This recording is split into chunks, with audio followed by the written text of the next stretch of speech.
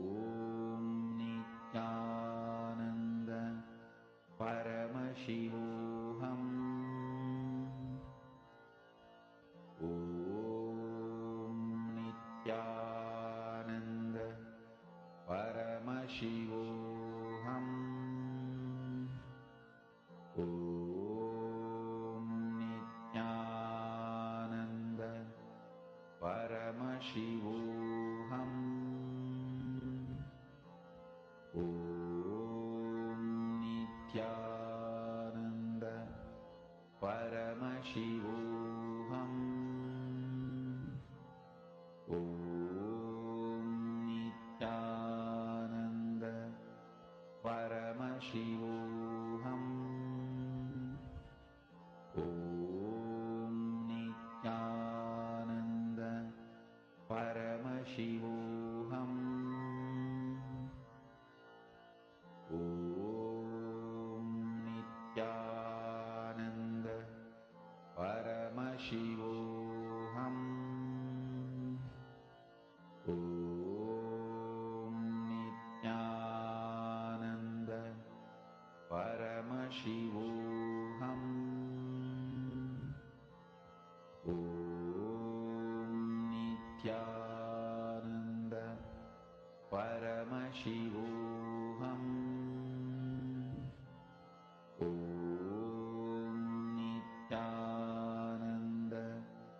Paramashivam.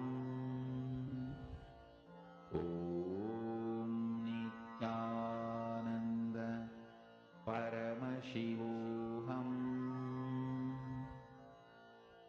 Om Nithyananda Paramashivam.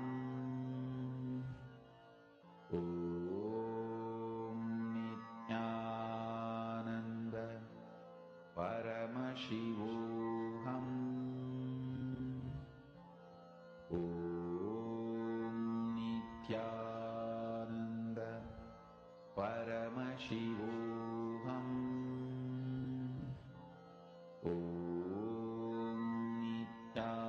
Please relax. Now, we're all going to be entering into a very, very, very important session. See, we now learned about whether relationships are pattern or are they possibilities. We learned about how you can navigate through relationships by seeing them as possibility, not as pattern. Now we're going to be entering into one of the most important subjects to understand about how relationships are not patterns, they are possibility, and how you manifest that possibility, the completion in your daily life. We're now going to be listening to how you can manifest completion with others in this session. Let us now listen to the revelations.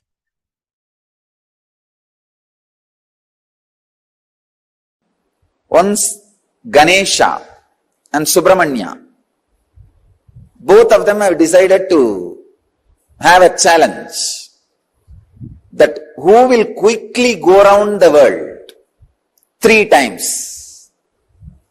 Subramanya, as you all aware, has his own flight, peacock.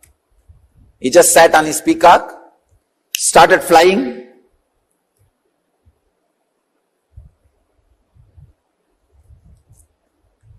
crossing the continents, crossing the oceans, hills, once, twice, thrice. He completed and came back. He saw this Ganesha, heavy guy. His vehicle is a rat.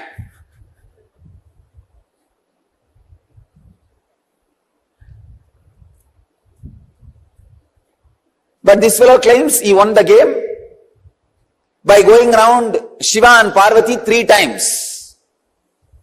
He says, I won the game. I went around Shiva and Parvati 3 times. With this rat, what else can be done?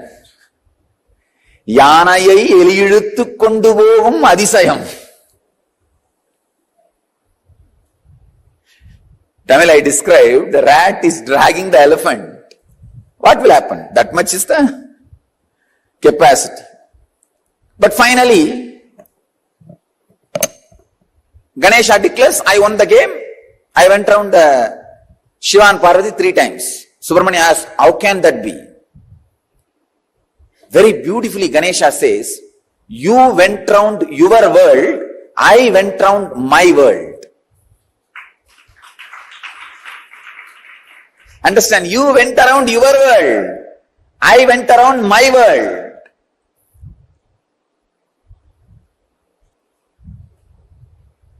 You went around your world, I went around my world.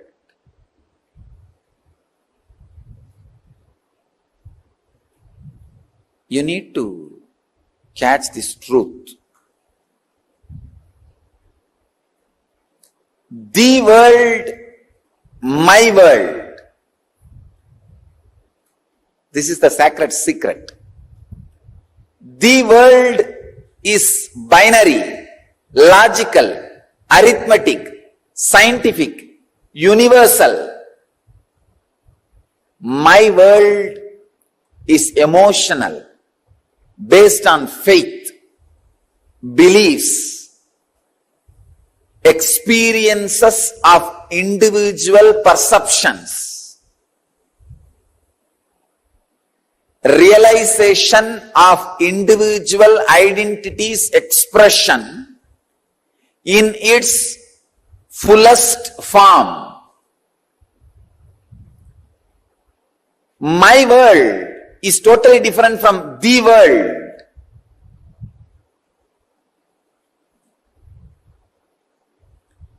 When my world is completely in tune with the world, you are a Jivan Mukta. When there is no conflict between my world and the world, please understand, people who are always going around the world are caught in agitation, anger, stress, rajas. People who are completely caught in my world sometimes can miss the world. Here, Ganesha is successful not just because he was centered on my world, he was centered on my world which was in tune with the world. He was completely experiencing my world, the Ganesha's my world and the world is one and the same.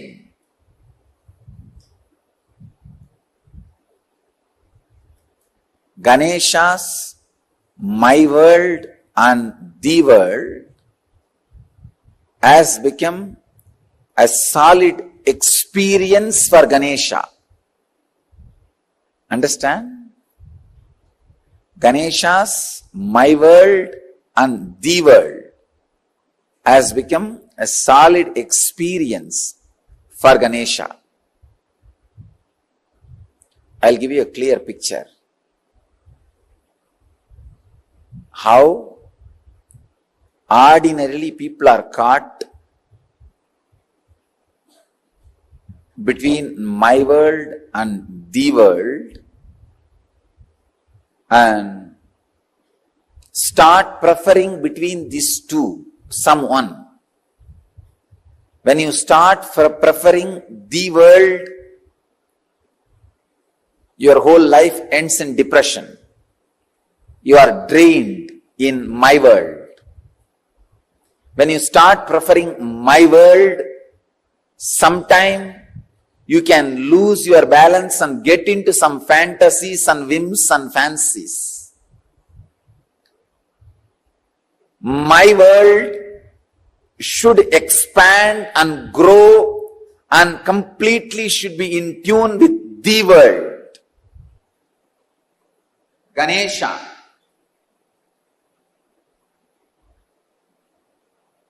is my world.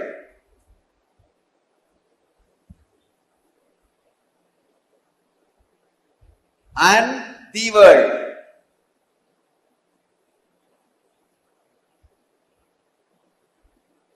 Both are in tune because Mahadeva, Shiva and Devi.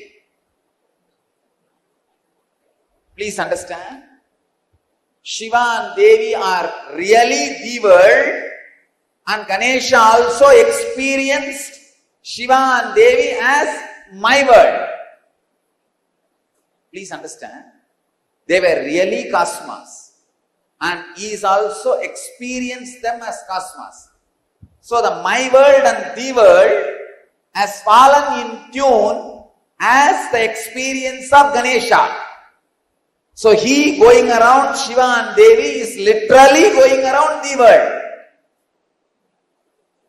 Even though he said he went around my world, in his case the my world is the world. Usually human beings who give preference only for the world become extraordinary materialists but end up in spiritual poverty. Spiritual poverty, depression, utter depression. Same way, people who prefer only my world sometimes end up in hallucinations without falling in tune with the world. Understand, the world can't be rejected as you think. Misunderstandings about the world should be rejected. For example, fire is the world. Your fears and misunderstandings about fire should be rejected, not fire itself. You can't reject it. Its existence cannot be denied.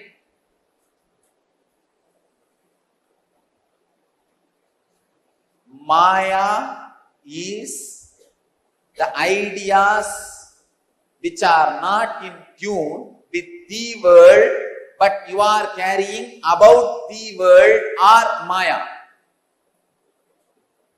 Maya is the illusory ideas you carry about the world, not the world itself.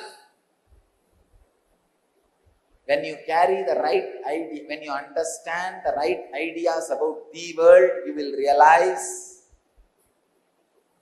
the world is made of the same stuff in which my world is made. Understand? I am giving a new twist. First statement I am making: the fire, earth, water, air, space itself cannot be denied. Your wrong concept about it is Maya.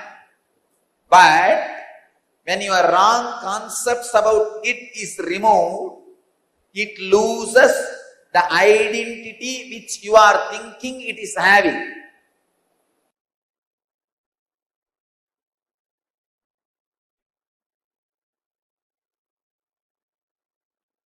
One example.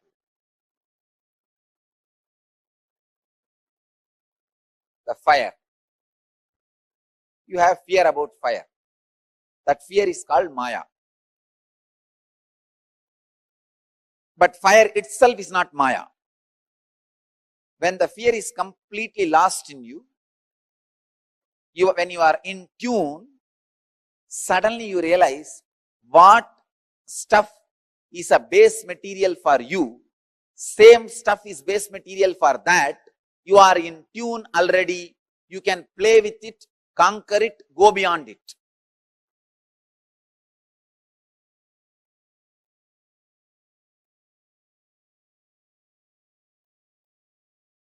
Catch it if you can.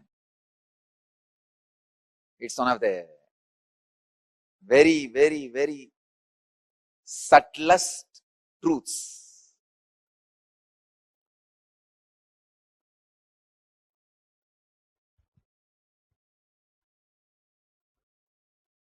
The discrepancy between my world and the world in ideological level is conflict.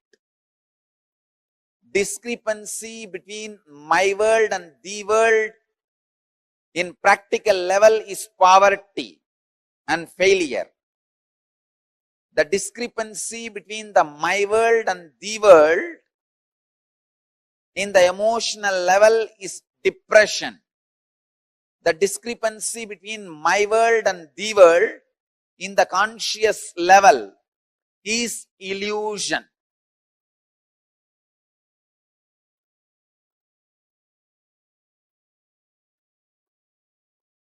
Next, Subramanyas. Muruga.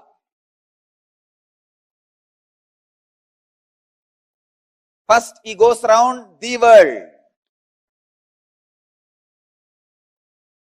As usual, when you go around the world, you will get into an intense rajas. In that extraordinary rajas, when you claim the victory, he comes back to see already somebody has won the game. It is like, we have a very beautiful story about Bharata, in whose name the whole Bharat is named. He suddenly felt he should conquer the whole world and conquers, reaches the peak of the Meru hills, which is mythological basically in Hindu tradition, to establish his flag. When he goes there, suddenly he finds 10 million flags are there. Means before him 10 million people have conquered the world. All their flags are there. He felt, oh God, where did I land? Then Brahma appears and says, oh my son, do not think you are the first one to conquer the world. Before you, millions of Bharatas have come. Millions of conquerors have come.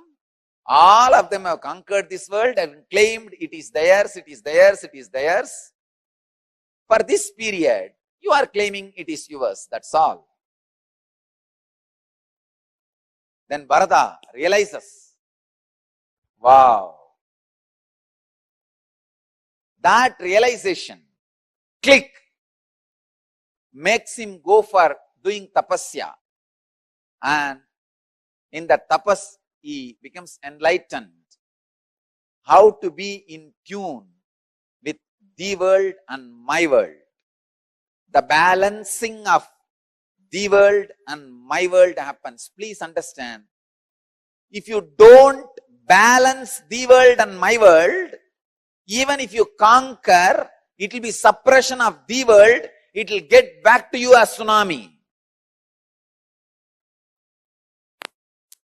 The materialistic civilization is conquering the world without balancing my world, which is leading to all ecological imbalances,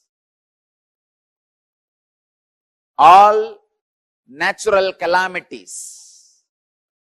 Here, just like Bharata, Muruga comes back after going around 3 times the world, sees Ganesha sitting contently, radiating, and that gives Muruga initiation. Click. So he goes to a private place, Palani, stays there and does tapas, by becoming a sadhu.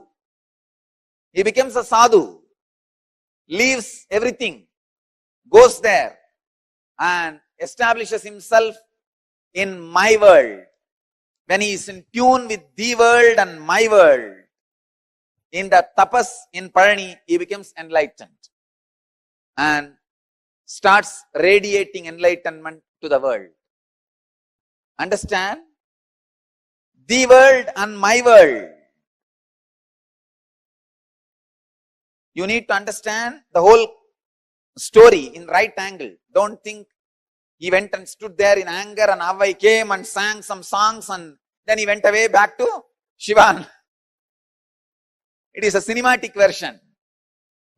Exactly this is what has happened. Subramanya, when he sees just the success in the world is not the ultimate, you need to balance, understand, tune with my world and the world, then conquer, then go beyond.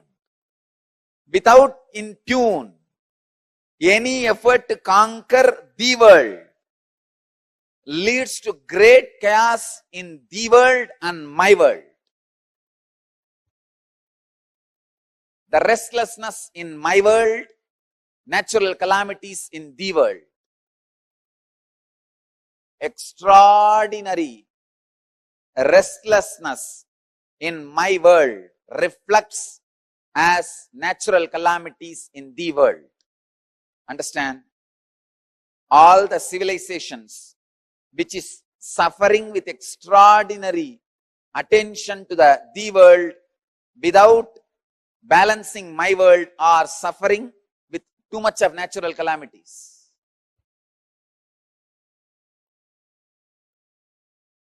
If you study, you will understand this truth. Natural calamity means the whole civilization is too much about the world. The balancing of my world is not happening. History should be in tune with mythology. Logic should be in tune with emotion.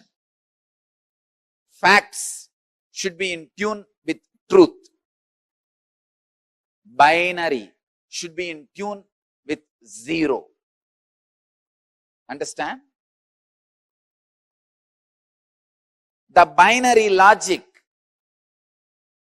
linear movement should be in tune with circular movement, logic based on zero. The Indian rishis were able to discover zero just because they were able to understand the secret connection between the world and my world. Only a person who can comprehend the deepest secrets of the world and my world can comprehend the power of zero. Zero cannot be mathematically understood. It is just a theory.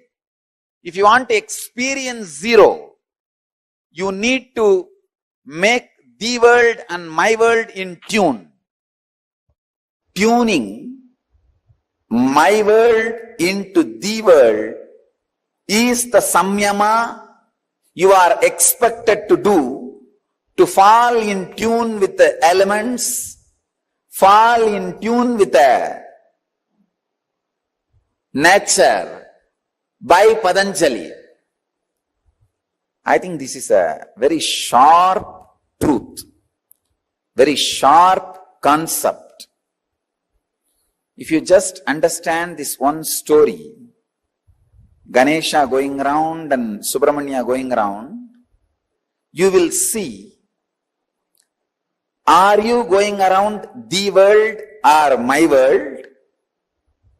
Are you too much centered on my world or the world?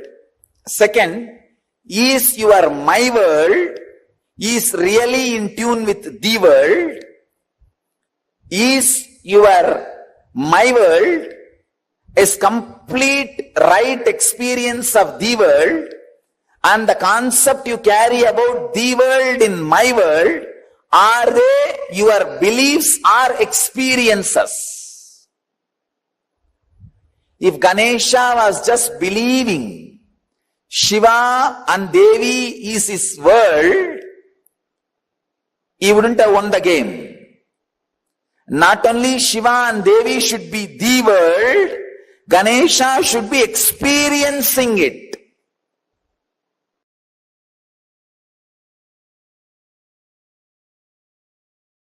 Listen. Completion with yourself is more like a spiritual practice. It is with completion with others, the life itself starts. Listen. It is from the completion with others, life starts. The completion with others, I can say, this was the greatest contribution of Vivekananda. Swami Vivekananda's greatest contribution to Hinduism, he brought this idea of completion with others to the front. Completion with others is a spiritual quality, that's all. It is necessary for enlightenment. Unfortunately, we always got the idea if you have incompletion with others, run away to the higher planes where less people are there. No, that is not a solution. That is not a solution.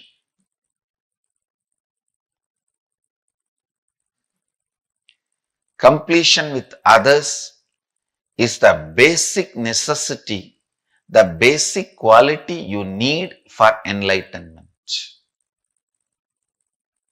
Understand? People sometimes ask me, how do I know whether I am suppressing or completing? If you are able to be in the space of completion with others, you are completing inside you with you also. If you are not able to be in the space of completion with others, then inside you are not completing with yourself, you are only suppressing.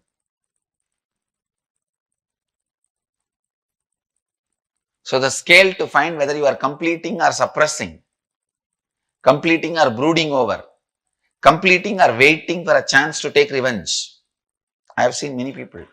The name of completion, now I am completing, but I am not going to keep quiet. I will wait for time. When my time comes, I will tell you what to do. I will do what needs to be done. Completion with others is a spiritual practice. Completion with yourself is like Mahadeva. Completion with others is like Devi. Devi is required for the life to happen. That is why in all our temples, I have put Devi along with Mahadeva. I have not put Devi as a separate deity.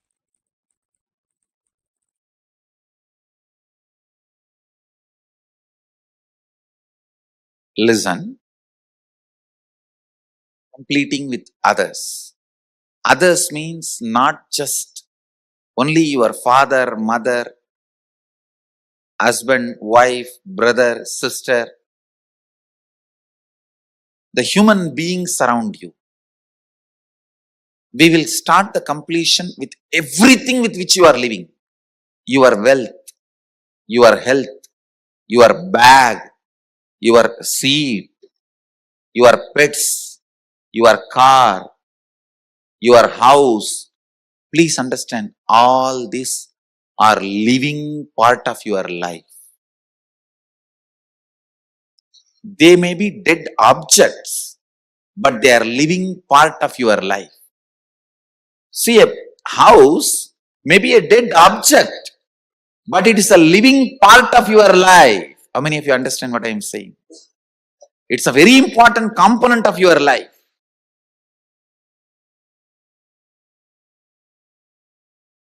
First, we will start completion with all the human beings with whom we are living.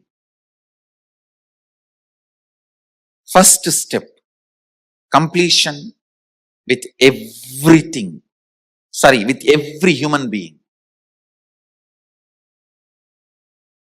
First thing you need to do is deciding, I have to bring completion with others, with whoever I am living. I have to bring completion with whoever I am living. Even if they don't want, I will stretch my best and I will decide I am in the space of completion. Whenever they want, I am open to have them. I am open.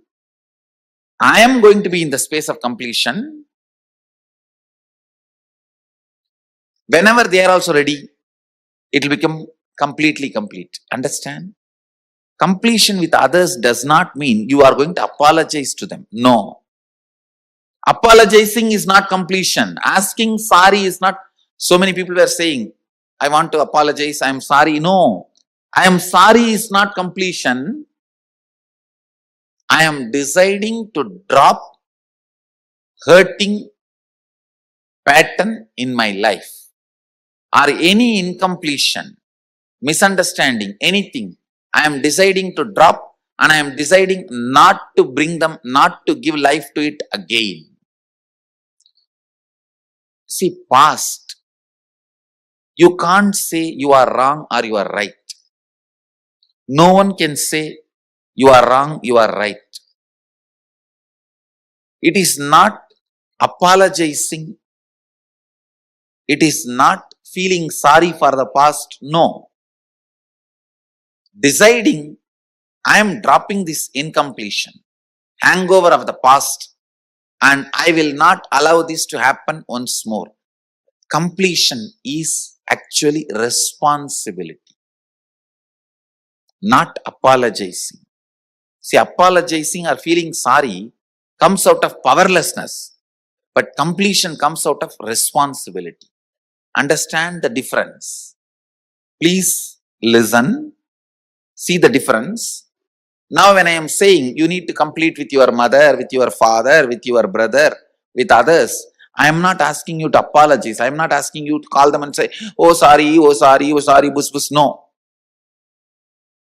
No. Feeling sorry comes from powerlessness. That is not completion. When you call, you explain, this is what has been perceived by me.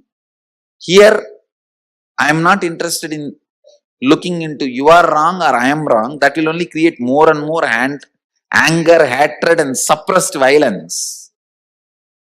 I am only saying one thing.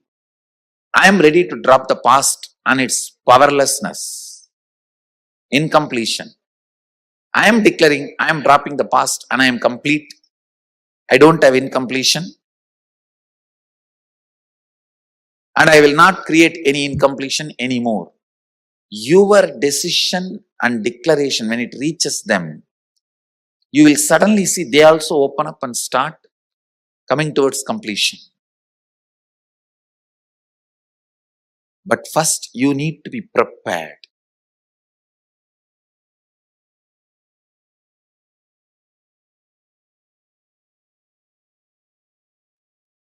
Did all of you catch the exact signs that Swamiji revealed?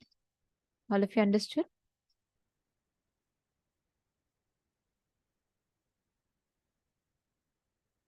Completion with others. See, one of the most important truths is what Swamiji explained towards the end. Completion with others is not you calling and saying, oh, I'm sorry, I feel so bad for what I did to you. And, I'm sorry, even if you're right or wrong, I am sorry about it. No, completion is not that. Can I request every one of you here, Ma Alexandra, Ma Ratna Prabha, and all the others, can I request every one of you here to define what do you understand as completion and post that in the chat, please. Can I request all the participants here to please post it in the chat? What do you understand as completion? Please take a few minutes and post it in the chat.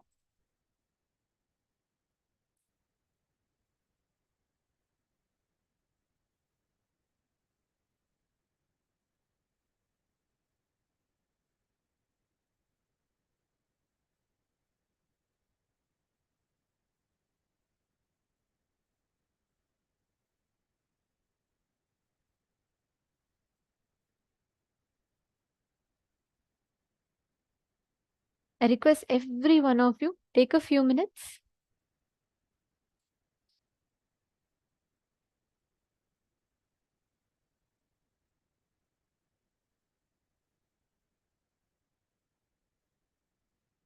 Type out what exactly do you understand.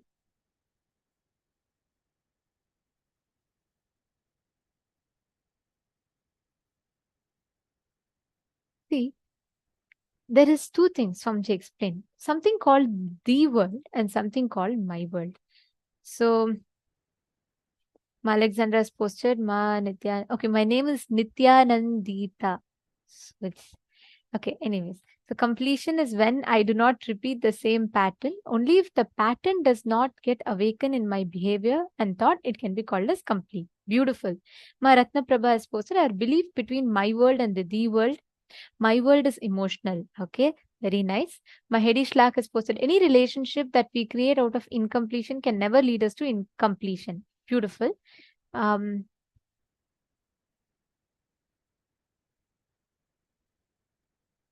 the others, every one of you, come on, can I request all of you to post? What did you understand as completion in others? Okay, Malyangshu has posted, it means I don't have conflicts with others anymore. Ma Prithvi Prasad has posted, to drop the control of the past on the present and future, to let go by initiating completeness is not equivalent to apologizing. Beautiful. Others, come on, everyone. Okay, Ma Prematavasi has posted, dropping hurting pattern with regarding to ourselves and others is completion. The projection of one's own internal pattern towards external cognition is completion. Very beautiful, Ma Nitya Naresha. Okay, that's all. How about the male bodies team? Can I request all of you also to post? What did you understand as completion? Adam Pereira has posted, in the space of complete power, never getting into powerlessness, okay? And Gettys has posted, drop powerlessness is what is completion, okay?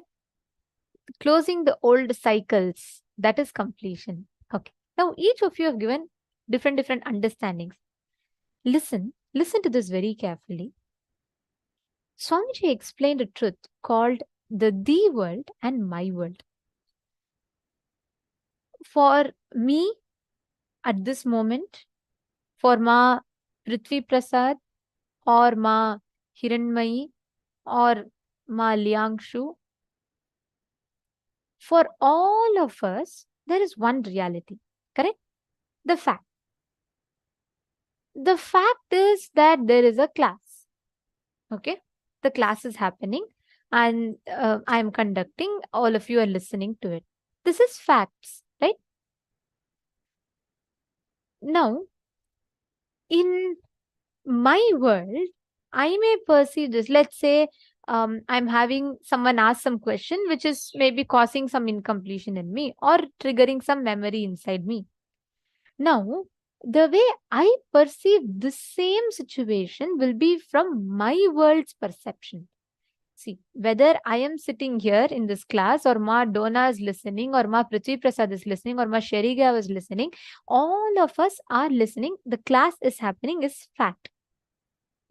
But each of us have a certain perception attached to this fact. I perceive the same class in my world based on my patterns, my emotions. So there is one called life, as it happens, the fact. The second, our understanding of the world. The world, this program is happening. But my world, each of us have our my world. Ma Donna might be experiencing the same situation in a different way. I might be experiencing the same situation in a different way. Ma Prithvi Prasad might be experiencing the same situation in a completely different way. Now, each of us have different perceptions of the same fact. So my experience, the way life is occurring to me right now at this point in time is my world. How life is occurring as it is the world. Are you all catching the difference? Getting it? I'll give you all another example, okay? Let's say when you were young, you were a small child and playing in rain, enjoying yourself in rain, and your mom calls you once, you don't come in. She calls you the second time, you still don't move in.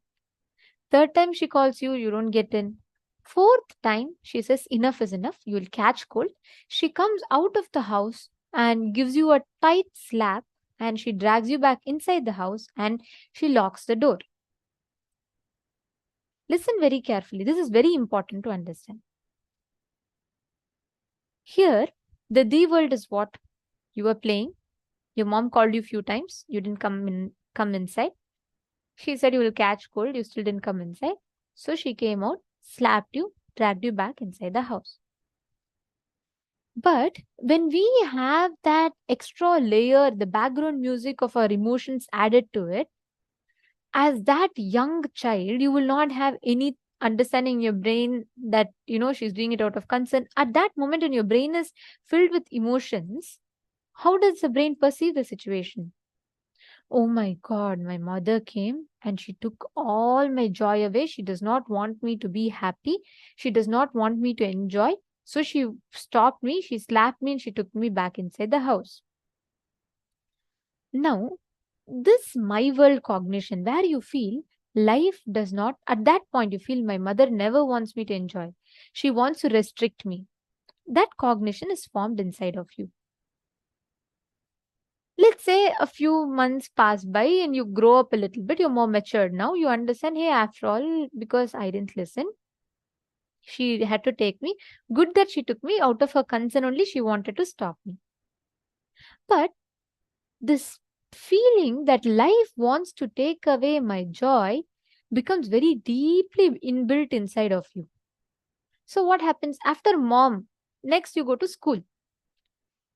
You'll ask your teacher to go for some cultural, and the teacher will say, no, you can't go now, you have to study.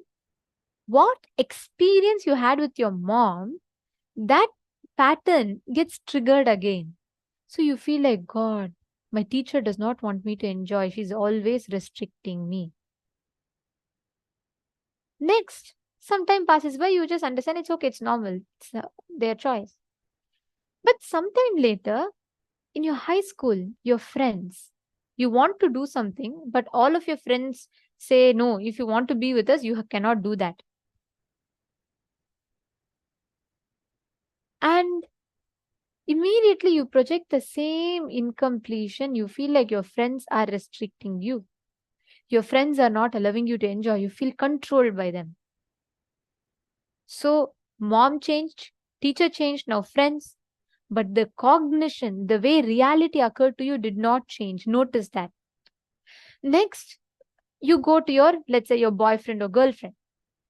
So he or she tells you that, no, I don't want you to do this. I don't want you to go to this place. I don't want you to go with these people. Again, you feel controlled. The exact same incompletion that you had with when your mom stopped you from playing in rain again reflects here. And you feel like, oh God, my friends don't want me. My girlfriend does not want me to enjoy. She's so possessive. My boyfriend is so controlling. After some time, when you marry, it gets even more stronger. Then when you go to work, you project the same thing even in your boss. Feel your boss is controlling you. So listen very carefully. Who is controlling changes? The faces change, but the space, the way life occurs to you does not change. How many of you are catching it? How many of you are understanding? Now, that experience you have each time, that is your my world. The person is the world. The situations is the world. But the way that situation occurs to you each time is my world. Now, the tricky part is here. Most of us are stuck to the my world's understanding of the world, because of which all problems occur. I'm not saying people are always right. People could be wrong. You might have had injustice done to you. But carrying that incompletion and projecting that incompletion to everything on life is wrong. You might have been cheated by people. People would have abused you. People would have disrespected you. People would exploited you, or people don't listen to you. All things could have happened. I'm not saying yes or no to it. But the suffering you carry because of that, you are responsible. Why is that suffering inside of you? You are responsible for that. Catching it?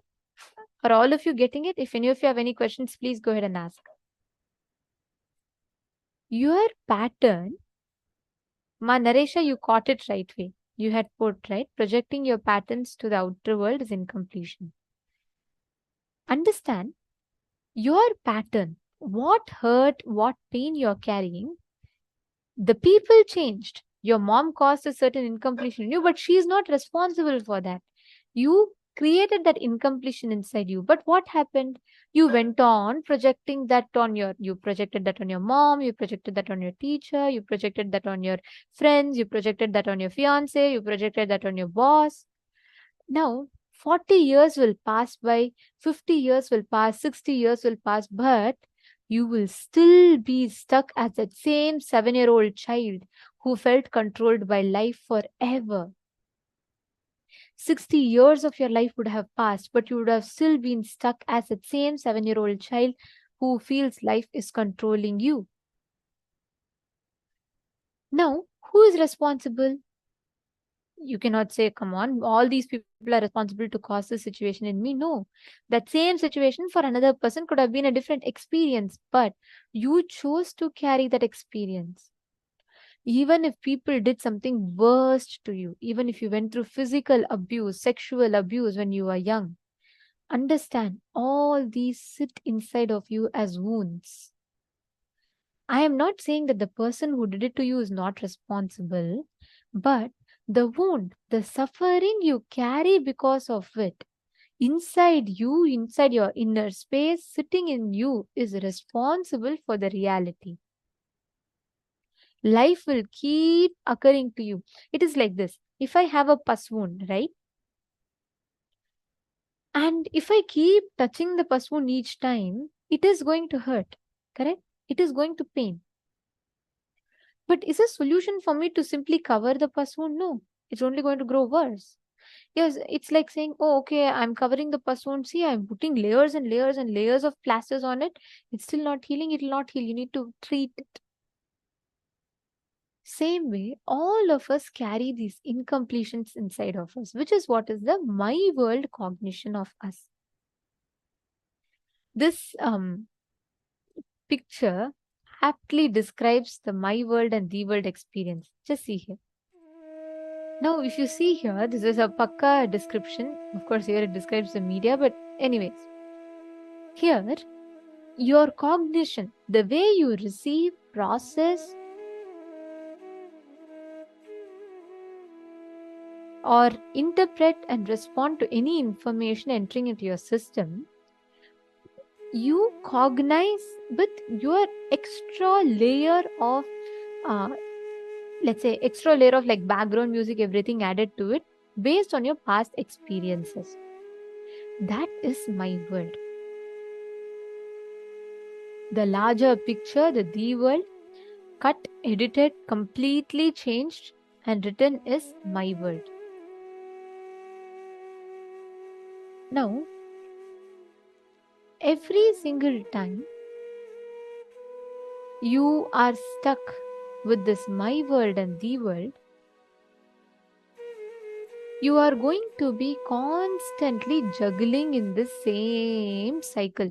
Listen very carefully. You might have had a very beautiful relationship with someone, or you might have had a very bitter relationship with someone, but both ways, as long as the incompletion sits inside of you, you are responsible to complete it. Listen very carefully. Let's do one assignment, okay? You're going to write, see, the world is that situation as it is. Have you all seen movies? When you see these dance videos or movies without dialogues, without music, the same horror movie, if you see without background music, you will not feel the fear as much as you see with the sound effects. It will sound a little funny for you sometimes. But the same thing, when you see it with the sound effects, it will add so much of tension, suspense, everything inside you.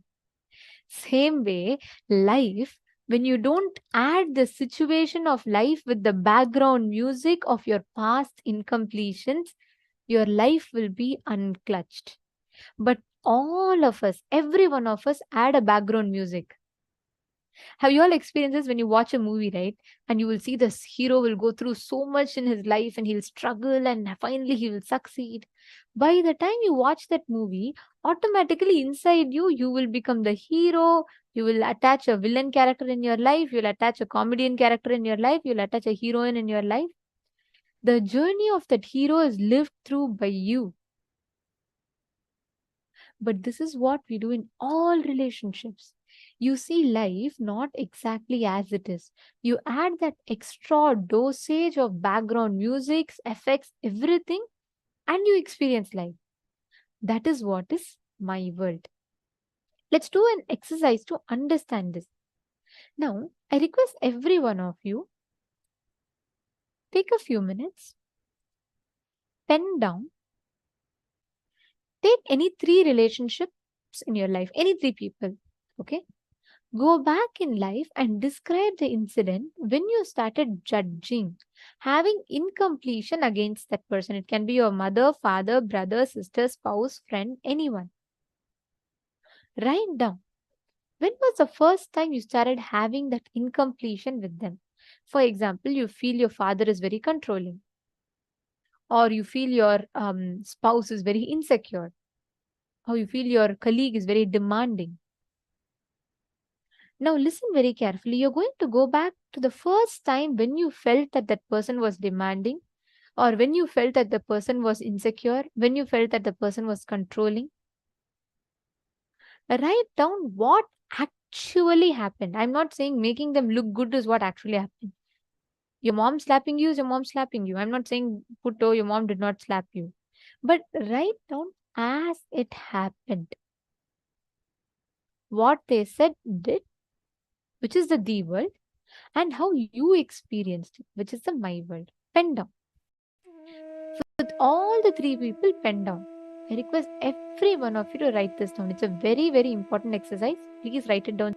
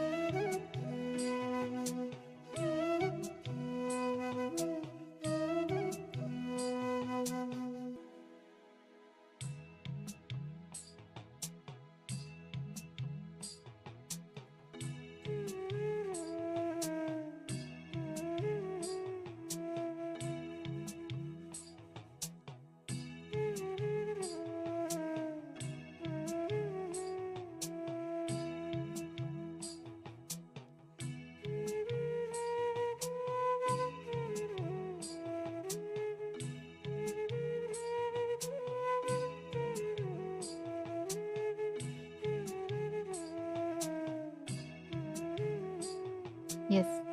So have all of you finished writing?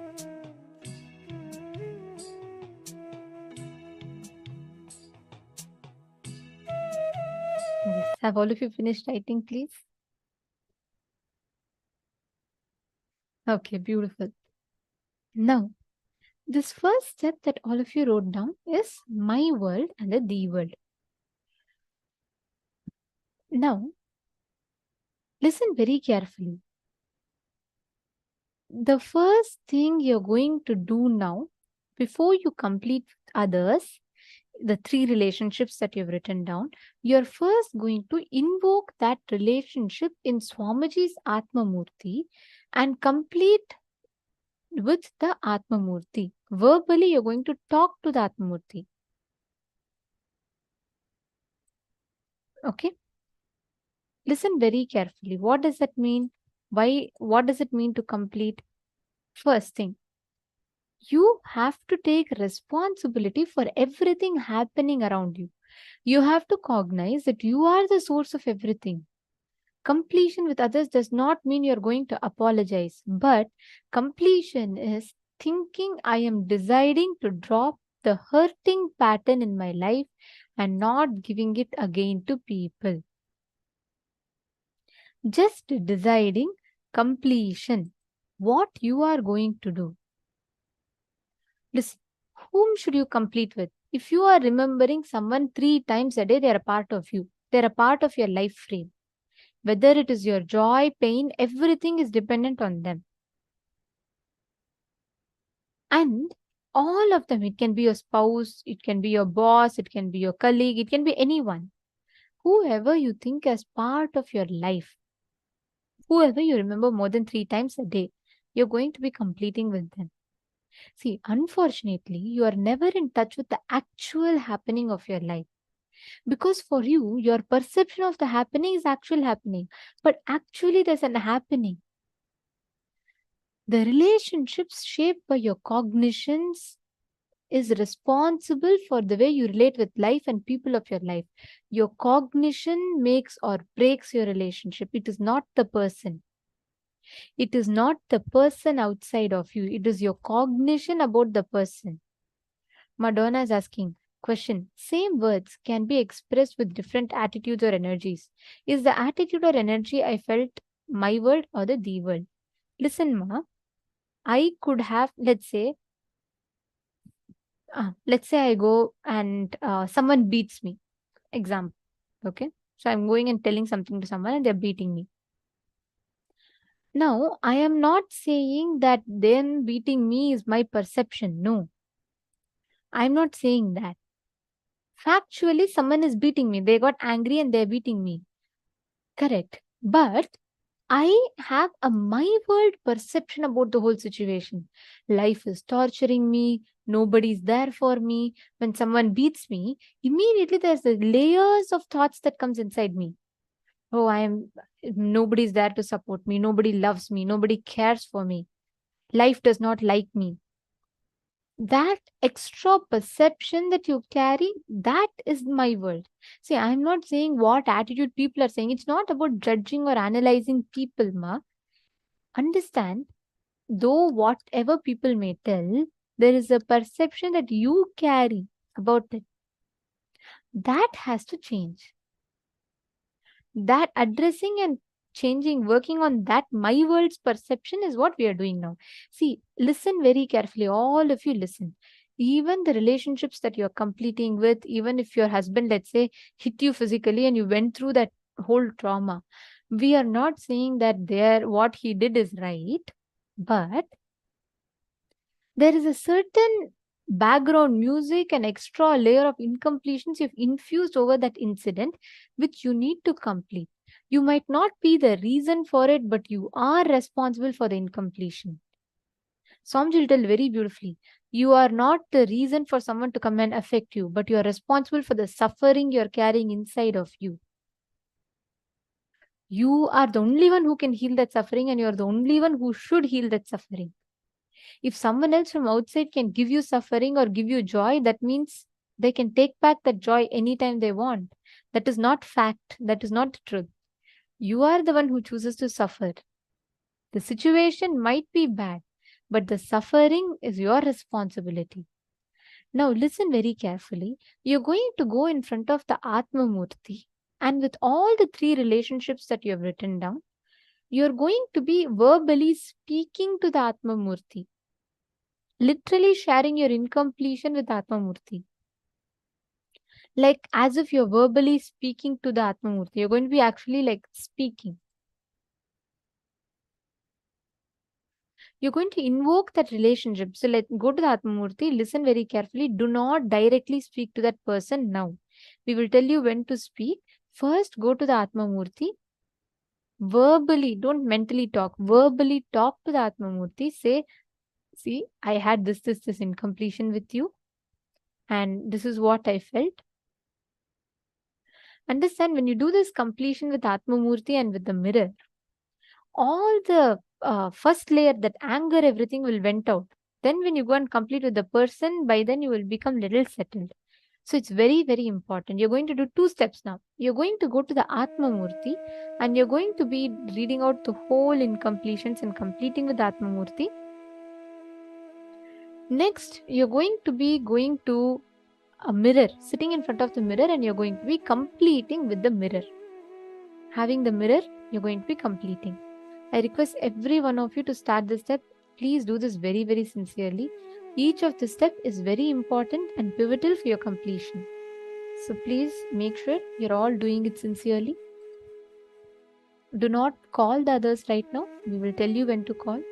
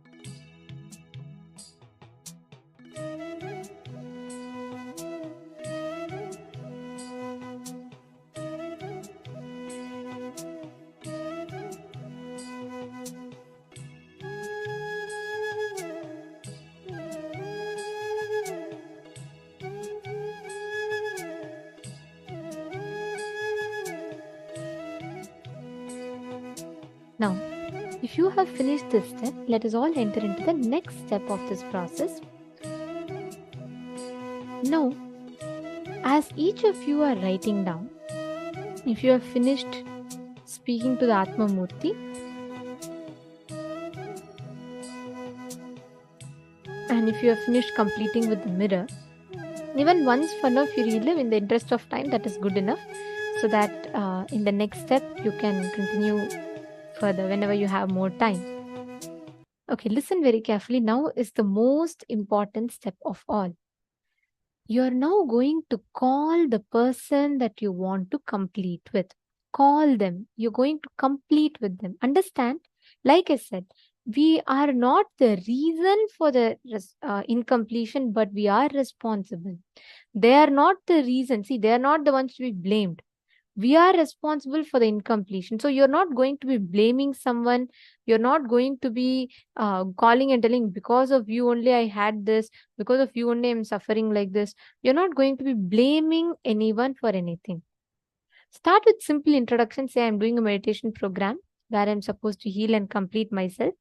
I understand that all this has happened in our life. Now I realize I am only responsible. Whatever happens outside, you don't need to feel hurt. You are responsible. See, listen, purpose of the completion is not just healing relationships. Your whole energy, your whole consciousness is different. Please understand that. What happened was not wrong. What happened was not wrong. What is happening is right. Completion is right. Past is not wrong. You're not going to be blaming or complaining. You're going to be completing and dropping that in your inner space. Listen very carefully. Call your friends. You're going to be genuinely completing with them. So my Priyatma Swarupini is asking, so what we are perceiving from an incident, we should imbibe and believe it. We should unclutch from that perception, right, Ma? Yes. See, unclutching from that perception happens only when you complete it. See, many times some incompletions are so deep in us, we feel so justified. How can this person do this to me? How can this person put me through suffering? Only when we complete it, even we will realize and come out of it. So you're now going to be revisiting all of those situations and you're going to be completing. Call your friends and complete with them. Tell them genuinely you want to complete with them. You realize, and this is what you have been carrying inside of you, and you're going to be completing with them.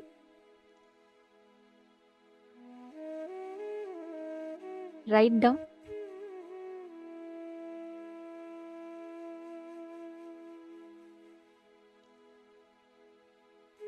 Please call and complete. You need to do it with the understanding that they are not the reason. You are responsible for whatever the situation that is happening outside.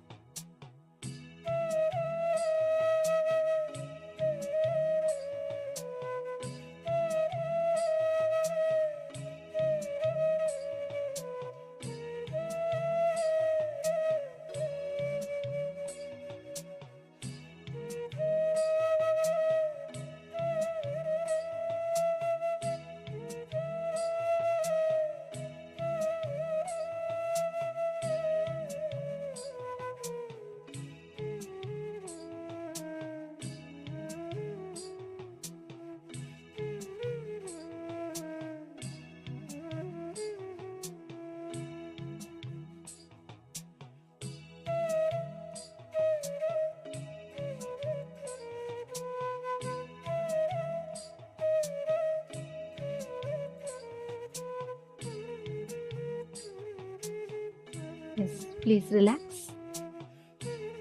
Now, we're all going to be entering into a very, very beautiful session. Understanding how true love and fulfilling relationships is your birthright. Let us listen to the revelations now.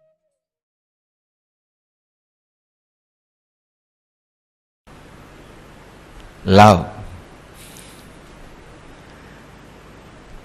Vast, huge ocean. The subject which will taste different from different banks or beaches. It's like an ocean, tastes in different, looks different in different places, feels different in different beaches. This emotion also, you can't even use the word emotion. There is a question here. Is love just another emotion? It is not emotion, it is yen motion.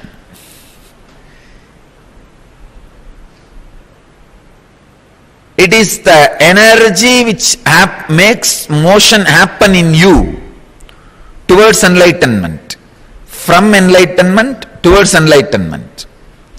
When the glimpse of enlightenment starts in you and motions you towards enlightenment, the ultimate enlightenment, between that period, what you experience is called love.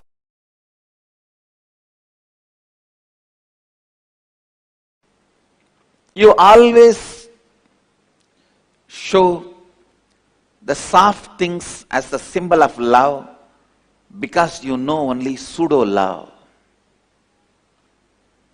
Understand?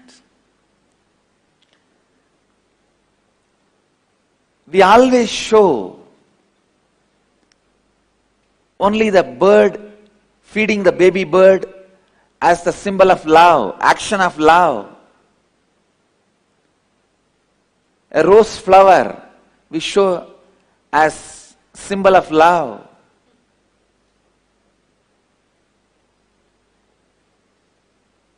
But we never show a banyan tree root, the hanging root, as a symbol of love,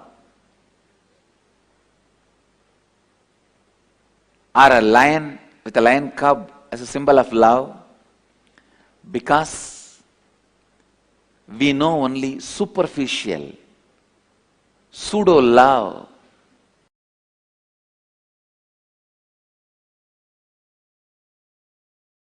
Please listen.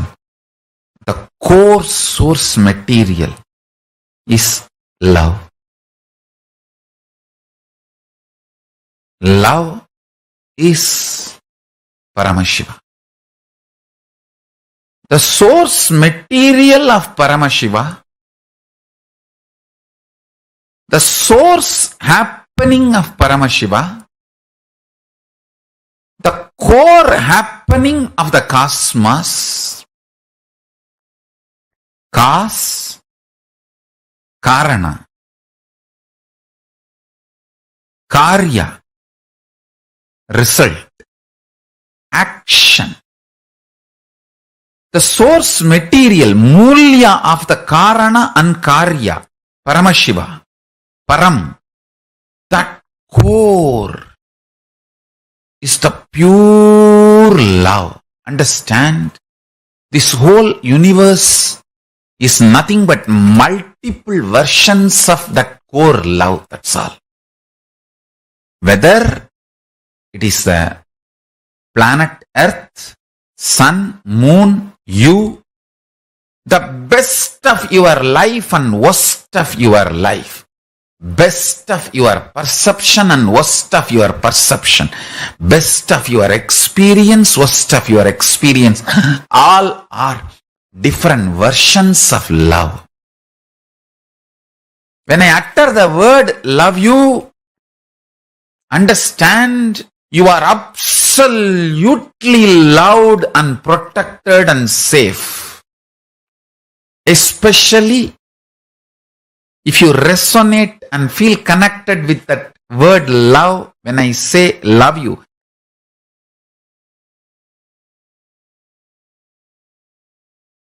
I tell you. This extraordinary grounding Arunagiri Yogeshwara gave me with his tremendous love made me extremely integrated and very grounded. Listen. Not being grounded is one of the worst suffering modern day humanity is facing. That is why so much of revolt, anger against everything. It's not that people are angry with some political system, economical system, religious system. Everywhere I am seeing people are angry about everything because one of the important thing the modern day humanity is missing is teaching the children to be grounded. Understand?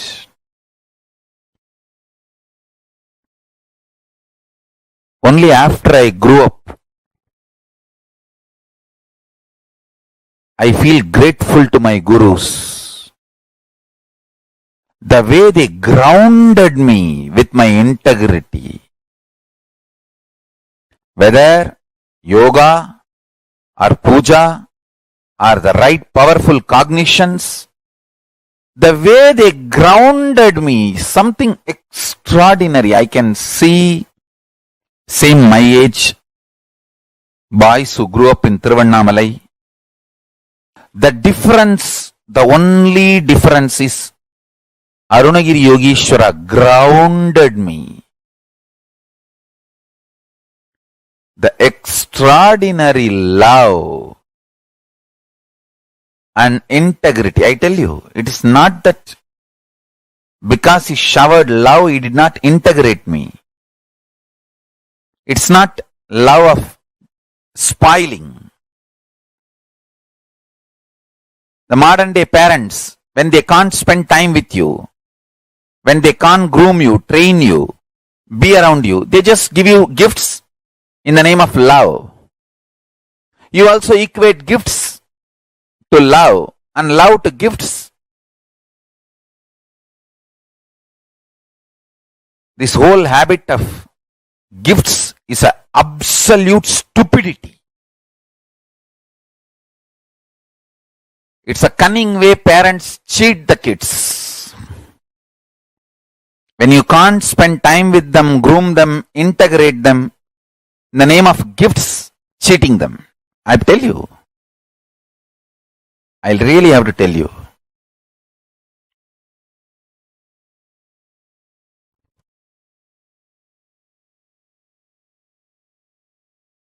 Understand?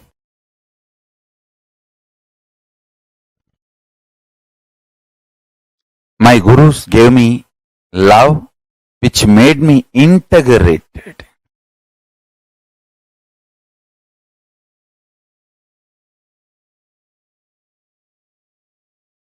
Please listen. Now I am going to make a very important sacred secret. Going to make a very important statement. Please listen. Now I am going to make a very important statement. Love of the Master enters into you, completes you, fulfills you, and turns back as love for the Master and enlightens you. Listen. Love of the Master enters into you, fulfills you, completes you, turns around and flows as love for the Master and liberates you.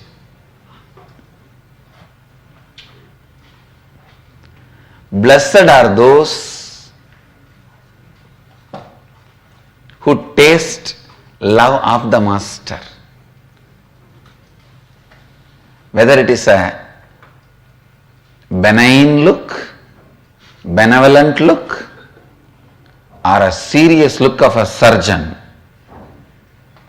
When a surgeon looks at the tumor,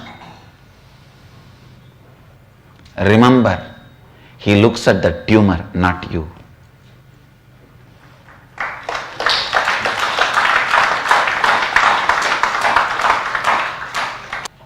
Unfortunately, when I look at the tumor, to terrorize the tumor, you mistake I am looking at you. Understand, decide clearly to hate what Master hates, to love what Master loves.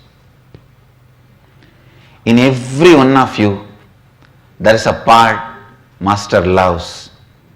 Love that part, cherish that part, nourish that part, entertain that part, enrich that part, that will enlighten you. In every one of you, there is one part Master hates.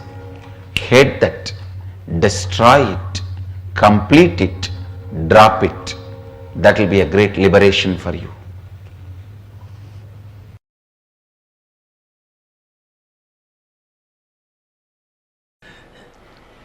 So I wanted every one of you to be very clear. The truths I am sharing with you is directly from the inner space of Mahadeva. Please understand, research and development and perfection of these great truths, the way they are lived, the way they are transmitted, the way they are contemplated, the way they are listened, this perfection, the research and development and the perfection has happened in a great loving space of Mahadeva. In the love of the Master, all these teachings become part of your very bioenergy. Love of the Master is from the space of bioenergy, pure Kundalini Shakti, unpolluted. So naturally that awakens your Kundalini Shakti, your core opens up. The story of Bhatmapada, one of the great disciples of Adi Shankaracharya, proves clearly, just by the feeling connection with him, feeling connection to Adi Shankara, he has mastered the nature. He was so powerfully in tune with the nature. He was so beautifully in sync with the nature. You may not know the story. There was a great disciple of Adi Shankara who is not that intellectually capable, but highly devoted, dedicated, integrated to the Master, integrated to his disciplehood. One day he went to wash the clothes of the Master to the other banks of the river. He was washing there. Some of the other disciples of Shankara were discussing and they were making fun of Bhatmapada. What is this? This fellow is all the time washing the clothes and cleaning. Did he come here to become a laundryman? If he is not learning any scriptures and not studying, contemplating, when is he going to get enlightened, master the nature, Prakriti, life? Shankara was just laughing.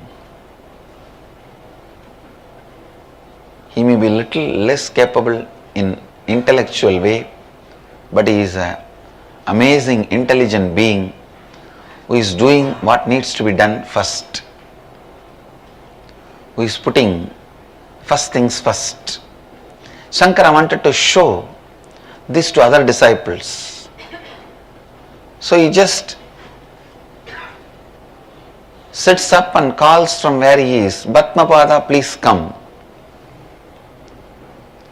Actually, he uses the word first time, Bhatmapada. Earlier his name was different. He just calls his disciple. The moment Master called, the disciple forgot everything. He just starts walking on the river. On the river, oh God, now I have to protect him. When somebody is in such a deep space of trust with the whole cosmos, Master is a representation of the whole cosmos. I cannot allow him to suffer, I cannot let him down. So the river just makes lotus flowers and holds his feet wherever he puts his feet. Please understand, lotus will never happen in the river because river is flowing water. It happens only in ponds, stable water. But here, river produces the lotus and holds his feet when he walks and makes him cross the river. Usually, people will be anxious when they cross the river. Maybe first time, a river would have been anxious when a person is crossing the river. That she has to safely reaching the other side.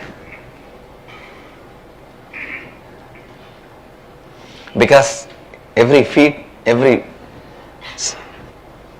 step is held by a lotus. He was called Bhatmapada.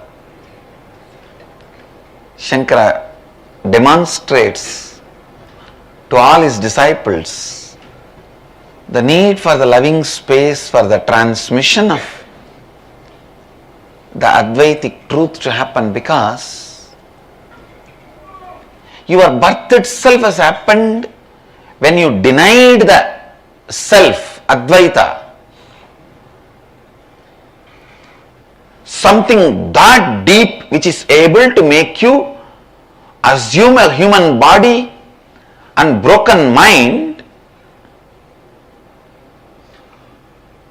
can't be transcended unless you trust somebody more than your human body and broken mind.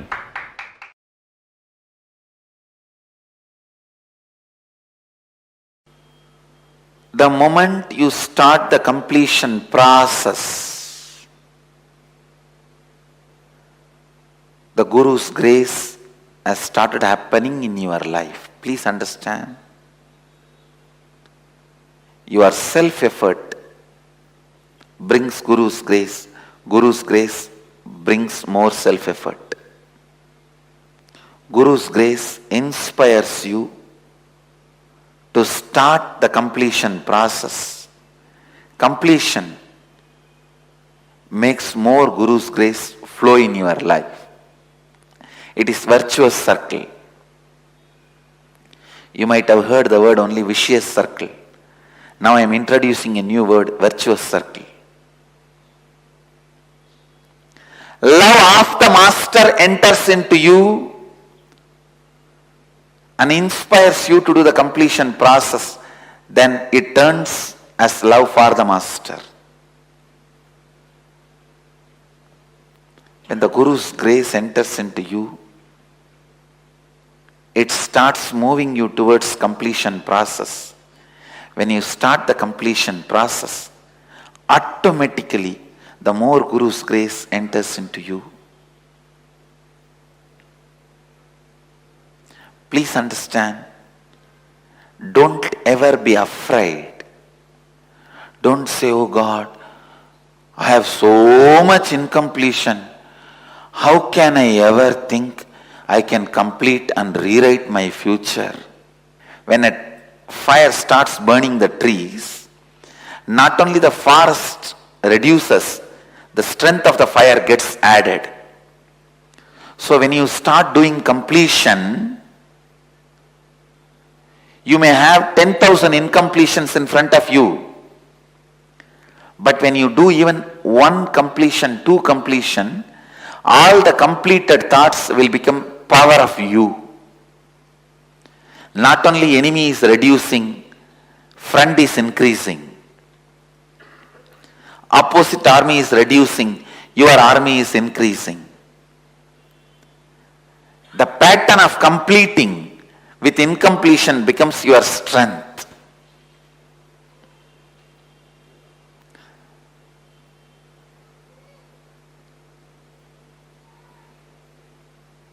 When you start walking or running, day one, don't start thinking, how can I run the marathon of 50 kilometers? First start running 1 kilometer, 2 kilometer. The stamina your body builds, that will take care that you run 20, 30, 40, 50 kilometers.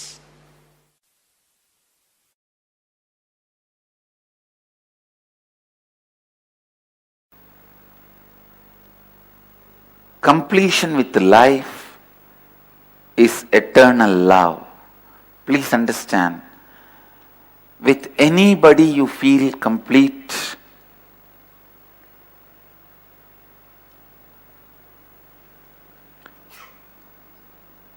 Don't think the person is completing you. Your completion is making that person beautiful. Please listen. What I am talking is a very important point. If you see somebody and you are in love and you feel complete, be very clear. That person has no role in your completion experience. Because of your completion,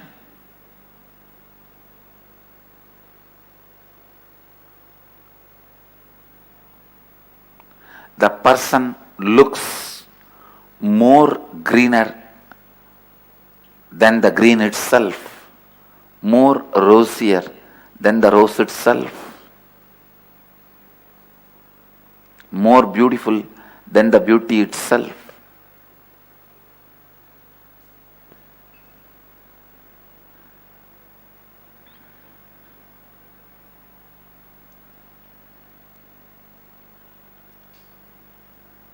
Completion is the state where you rest in awareness. You always rest in unconsciousness, but with completion you rest in awareness. You rest in peace. You rest in your existence. You rest in you.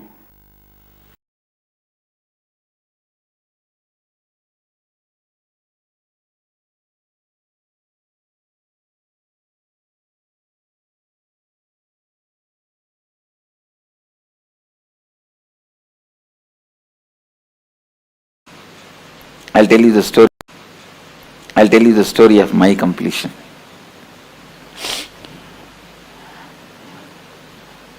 See, when I left the house, I think it was 17 and a half.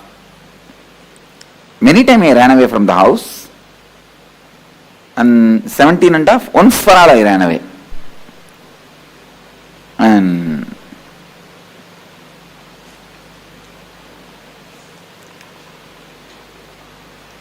I think when I was 17, both my gurus, Raghupati Yogi, Yogi Yogananda Puri his name, and Vibhudananda Puri, lady sannyasini, Kuppammal her name, both of them have passed away. After they left the body, it was almost like impossible for me to live in that city. See, in that town, every stone is associated with their memories for me. The hill is the place where I spend my time. Temple is the place I spend my time. It's always with them. After their death, it was very difficult for me to live in that area in the same town, so I decided that I will leave the place. Now only we call it as town and all. In those days it was a pakka village. Pakka village. The whole village is only 5 street. 5 street or maximum I can say 10. 5 to 10, not more than that. Now of course the whole thing is developed and expanded and all that is.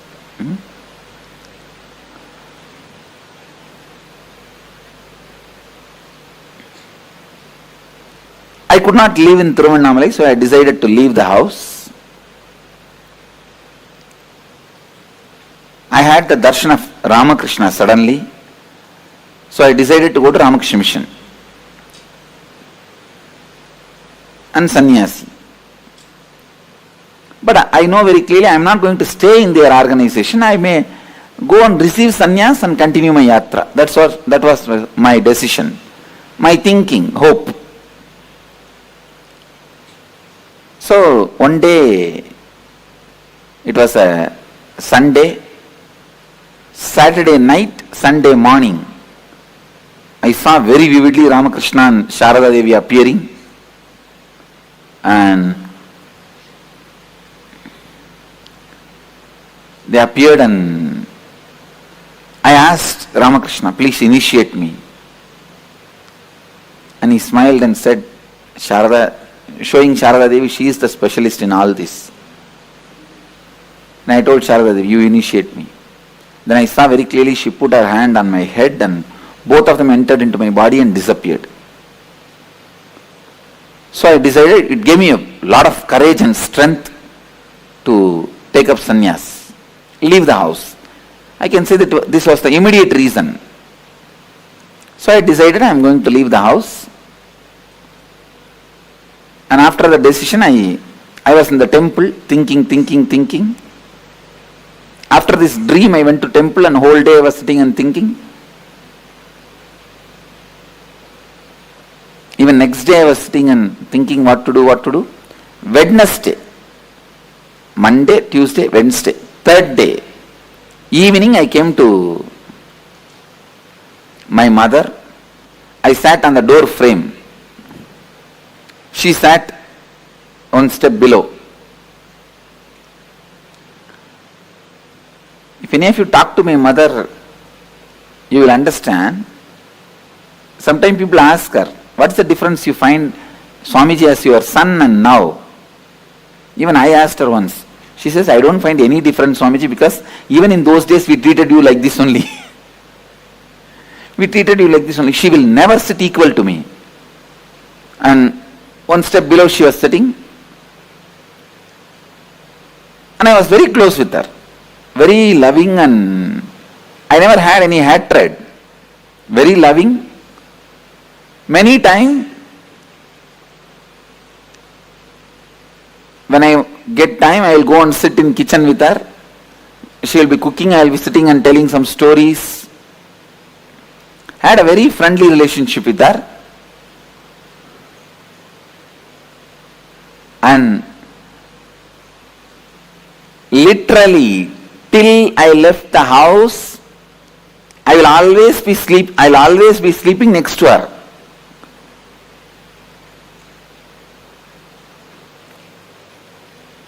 I think if you are from the Western culture, it will be shocking, you will not be able to understand. In Indian tradition, we don't have even the idea of the child abuse. So always, as kids,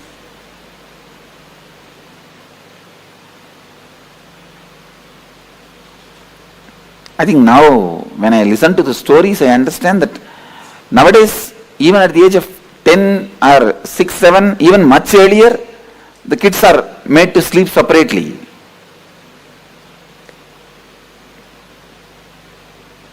Till I left the house, I will always be sleeping next to her only, holding her. And another one thing, after my enlightenment, from the age of 12, I started this pattern of bedwetting. 10 years I was bedwetting. Later on I found out what was the reason. The kids will have bedwetting, you have heard. But when I was a child, it did not happen. At the age of 12, it started. See, after the enlightenment, every night, the consciousness falls into samadhi, so the message from bladder to brain does not go.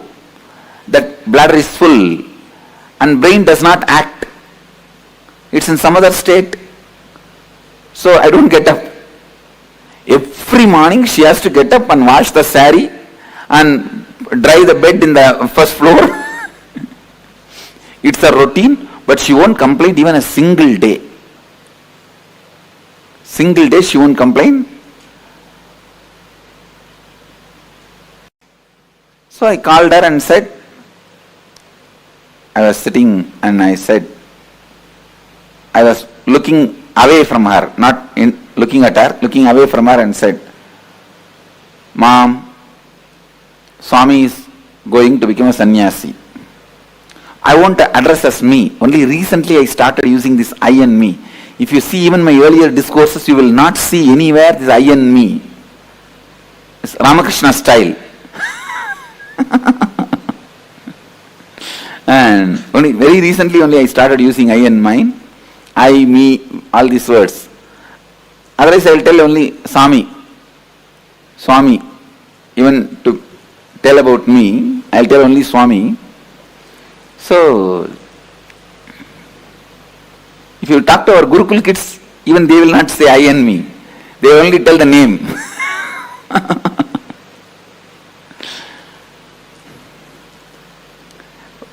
Because I am talking to people, otherwise people get confused. If I go on telling the story, Swami told, Swami did, Swami this, then finally they ask which Swami.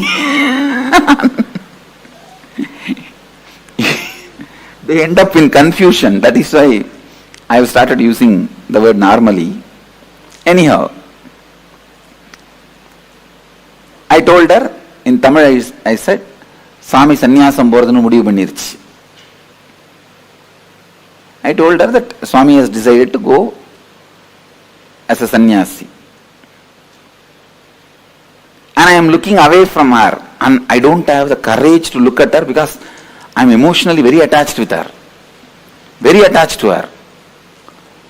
So, I can't handle. So I was looking, my eyes were away. See, even though I was attached to her, I was complete with her. And I was complete with me. So it did not stop me going towards sannyas. But I had a very good relationship with her. I don't know how you guys will understand. Understand that attachment does not mean like the attachment you guys carry, that I will not be able to go for sannyas. It was not against my need or will for going to sannyas. But I cannot see her cry, see her suffer. So I was keeping my eyes away, looking away from her. I did not get any response from her. No words. After a few minutes, as usual, what women will do? Oh! And I am getting that slowly, that sound of she crying. Even then, I did not turn my eyes towards her. And I said, what do you mean? You mean to say I should not go? She said, no, I can't stop you. I am not able to handle, so I am crying. She said such beautifully, I can't stop you. In Tamil she said, சாமி என்னால் நிறுத்த முடியாது, என்னால handle பண்ண முடியல, அழறேன், எனக்கு தாங்கல, அழறேன். Then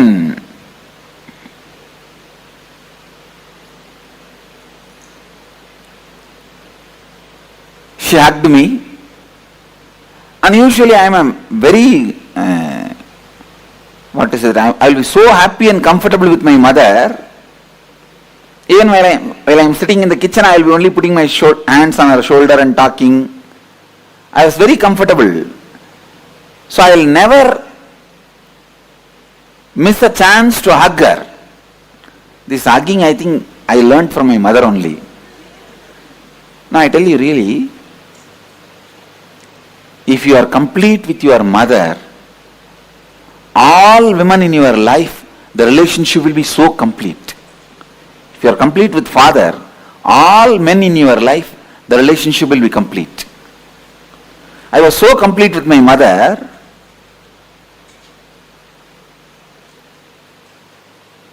but when she hugged me, I did not even hug her back, and before she could be complete with that hug, I moved my body. She understood, I don't want her to hug me now. She understood, I'm moving out.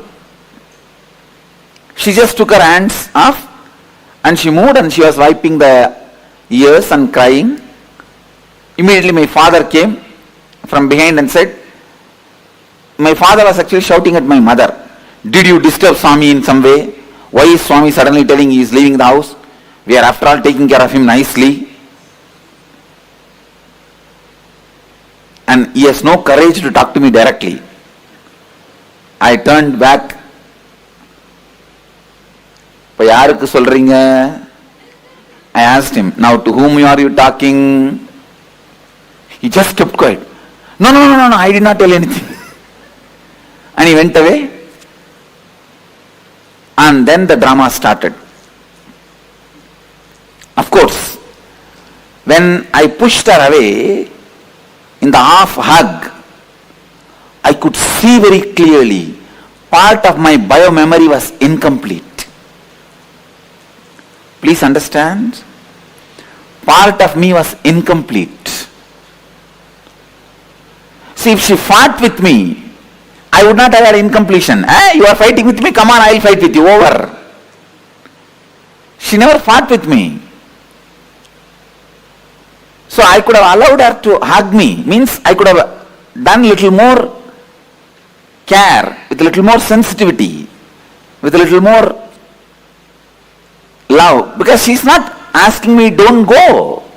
You understand? She's not telling don't go for sannyas. But I was afraid, if I give her the love or attention or care, I may not go. I may not be able to go.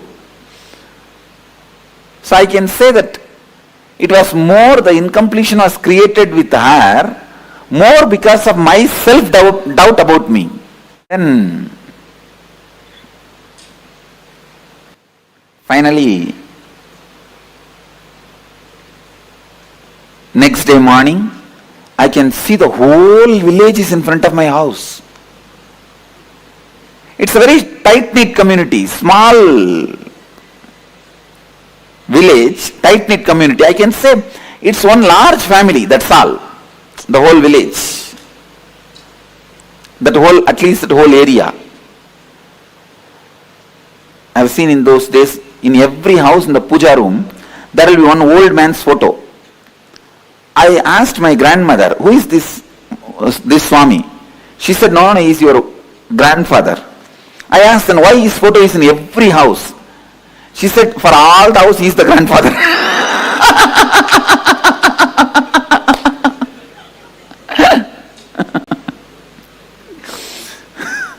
So,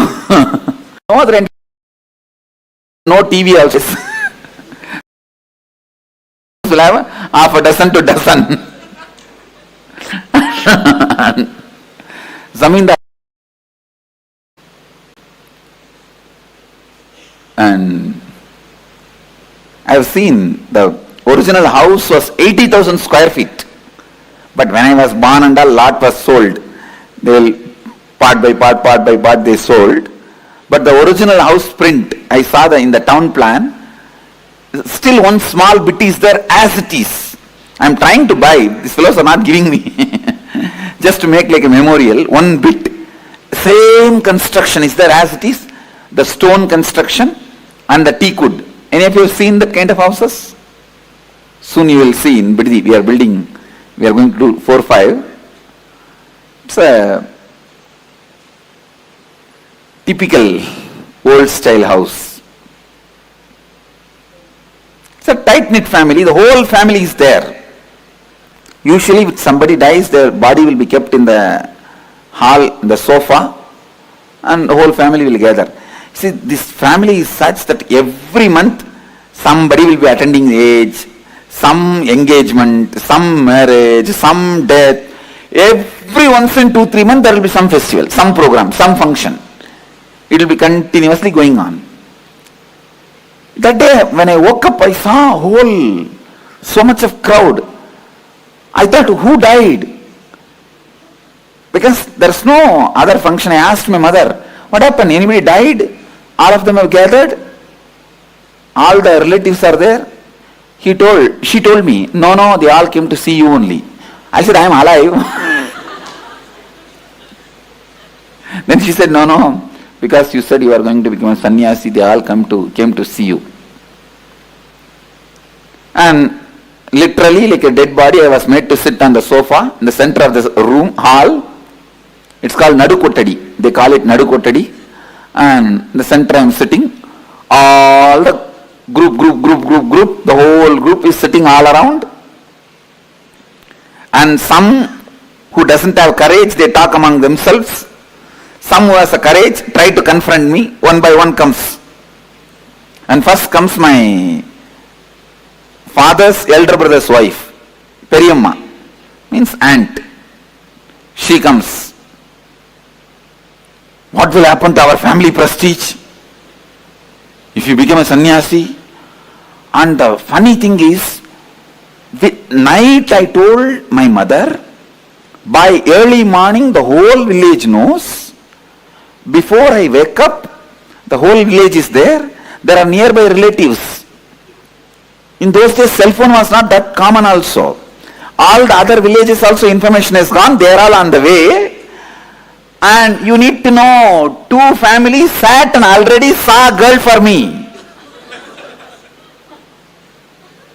Usually in this tight-knit families, if a boy is born, immediately they will tie a girl. The மாமன் பொண்ணு அத்தை பொண்ணு ஏதாவது ஒன்று type பண்ணி வச்சிருவாங்க. So they already decided.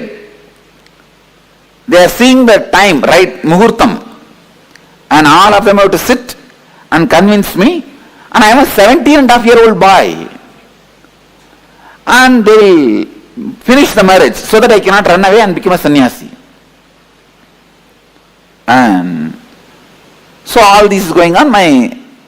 And she comes. See what will happen to the prestige, family prestige.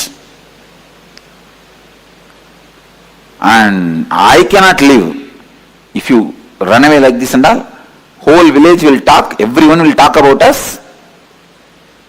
And now only we are having little prestige and family is all settling down. She has 2 daughters. And who will marry my 2 daughters if you run away and become a sannyasi? After all, they are my cousin sisters only. If you run away and become sannyasi, nobody will marry my daughters. I will hang with the sari on the fan. She told in Tamil. Shalai katti fan la thungiruven appadinu. I will hang myself in the sari on the fan. I slowly looked at her and said, she used to be very heavy. And I said, for your weight, the sari will tear, fan will break. You better use the rope on the uttaram. Uttaram is the beam. You use the rope and hang yourself in the uttaram. Surely you will die. That's it. And immediately she got angry. What? You are asking me to die? You are asking me to die? Get out of our house. Get out of our house. That's what I told you. I am going.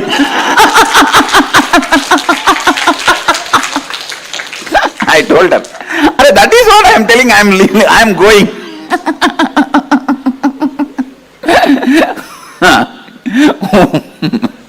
Then comes the next guy. If you are from South India, you can literally enjoy the whole scene.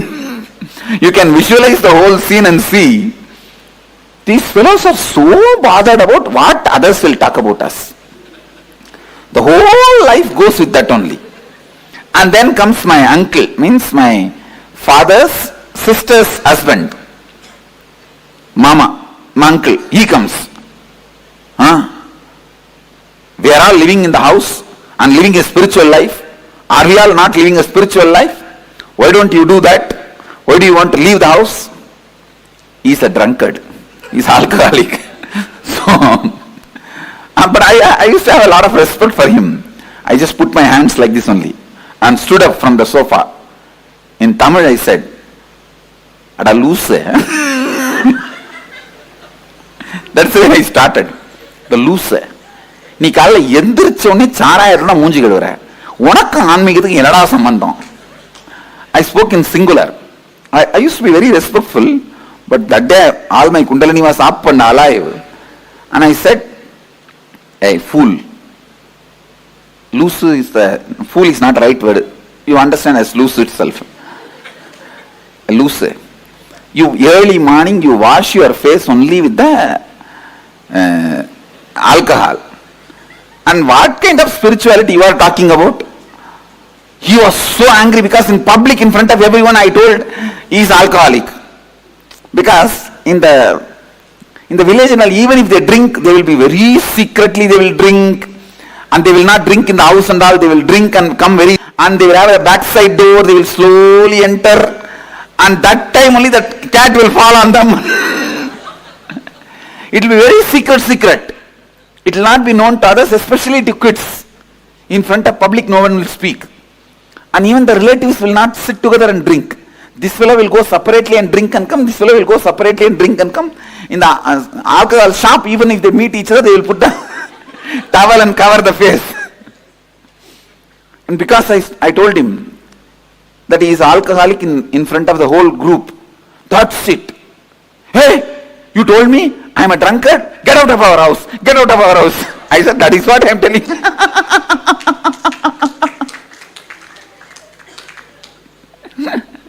And second wicket over. So like this, few more wickets came. So once I finished everything, now everyone understands if you go there, all your respect, manam, maryada, ellam poirum. They understood.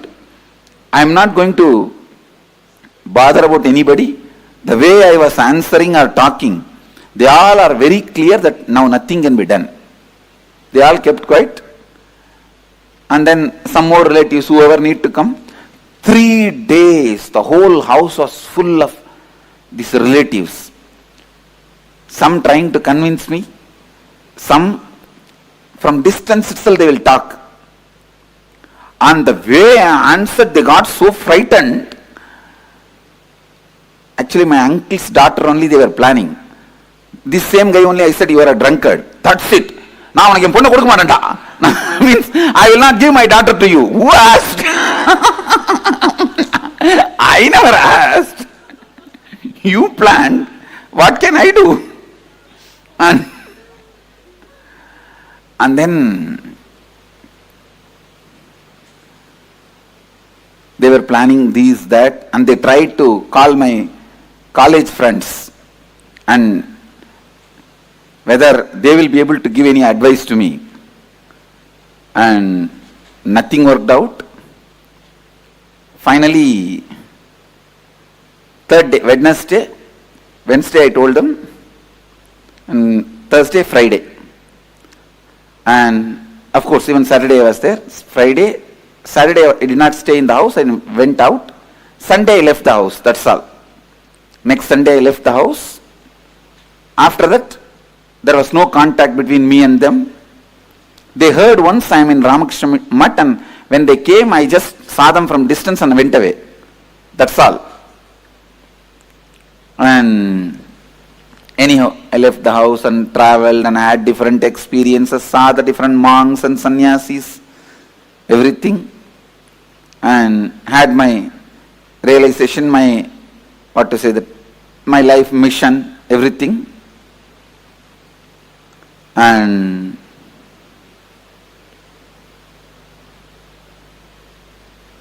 when I had that experience at the age of 22, that I am an incarnation to transmit this experience, my body and mind is prepared for it. After that experience, it took 9 months for me to settle down normally. If I move the right hand, left hand will not move. If I move the left hand, right leg will not move. The coordination will not be there. If I speak, everything will be stopped. That's the way body was functioning. To settle down and become normal, it took 9 months. So when I settled into the body and became normal, the first thing I felt is I have to complete that biomemory which was left in me as incomplete. So I went back to Tiruvannamalai. Actually, that time I was staying in a place called Kanchipuram, near Kanchipuram, a place called Perukkaranai.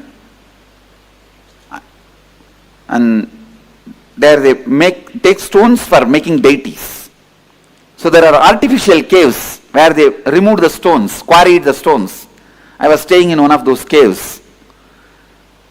Then when I decided, I wanted to complete with her. When I felt I should complete with her, immediately I went back to Tiruvannamalai. I went to the house where they were staying. There I saw nobody is there. And somebody else is having shops. I went there and asked, I wanted to see Arunachalam and Logan, my father and mother's name. They said, no, they are not here. They went away. I asked, it is their own house? They said, no. 8 years before they sold this house. They went away. I asked them, where are they? Do you know the address? They said, we don't know where they are. We don't even know whether they are in Tiruvannamalai. We don't have any idea. When I was inquiring, they thought that I am coming there for food, because my mother had a wonderful habit, which is from my grandfather. Every day, she will go and find some sadhus and get them and give them food. My grandmother also had this pattern. Every day, she will go and find some sadhus from the temple and get them, give them food, only then she will eat. My father's mother and mother's father, both of them had this habit. So sadhus will come regularly to have food. So these guys thought I came for food. So they said, we will give you food. I said, no, I just wanted to meet them, that's why I came. So I do not know now where they are. I went to temple and sat there. It's already maybe around night 8 o'clock. I thought in the temple at least some of the friends or relatives will come. I will see them or they will see me, then I will ask them. When I was sitting in the temple, first time after 9 months, I felt the hunger. Because I settled into the body. That was the exact day I settled into the body. It was Deepavali day. And I settled into the body. And I think next day to Deepavali, Amavasya, I went to Tiruvannamalai. First time then I thought, what is this? In the stomach something is going on. Then I realized, oh God, it's hunger. Because the 9 months, hunger, thirst, everything disappeared from the body. All human activities have disappeared from the body. No one too. Means when nothing goes inside, how anything can come out. And even if we eat little bit, I think whether it's completely gets assimilated, I don't know.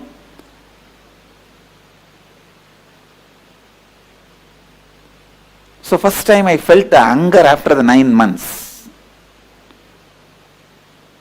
So I was sitting in Tiruvannamalai. It was funny, sitting in Tiruvannamalai, hunger and no food. But immediately, in few minutes, I could see the power of space. The Devi temple priest, he walked straight from the Devi temple and gave the food to me, Nevedyam. I asked him, no, why are you giving it to me? To whom you want to give? Maybe you wanted to give for somebody else and you are mistaking and giving. I told him in Tamil, எனக்கு எது கொடுக்குறீங்க? நீங்க வேற யாரையோ நினைச்சிட்டு எனக்கு கொடுக்குறீங்கன்னு நினைக்கிறேன். Then he looked at me and said, "No, no, eat," and went away.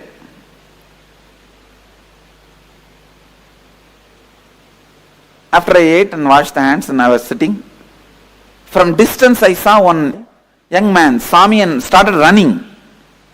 Then I know it's my classmate. From distance I recognized. He also recognized me. He thought if he comes near me, I'll run away. So he wants to inform my parents first. He ran and told my mother and father. In 10 minutes I saw in my vision space one face coming and standing. My mother came and stood. And she was afraid to talk to me. She recognized me and she's standing. I turned my face, and the moment I recognized her, I gave my wide smile and asked her, "How are you, Ma?" The moment she saw a smile in my face, she thought, yes, she can communicate. She can relate. And immediately tears started rolling in her eyes, because she's seeing me maybe, 7-8 years or after that. When I left, I am a kid, now a sannyasi, shaved head, tall, shining face and sharp eyes, lean. Those days I used to be shaved head. And she was standing with tears. Actually, first I only stood up and pulled her and hugged her.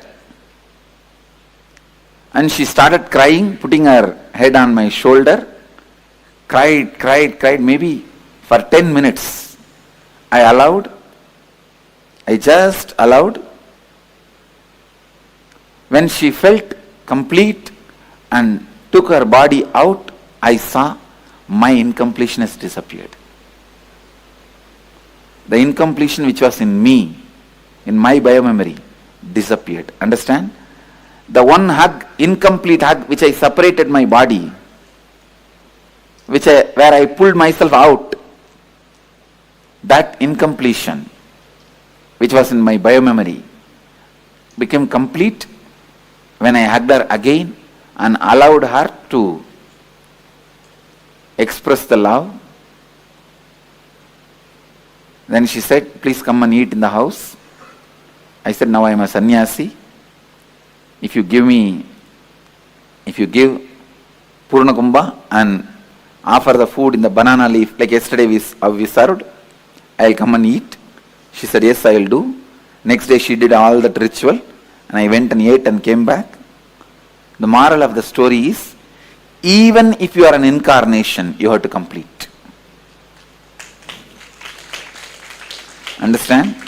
Even if you are an incarnation, you have to complete.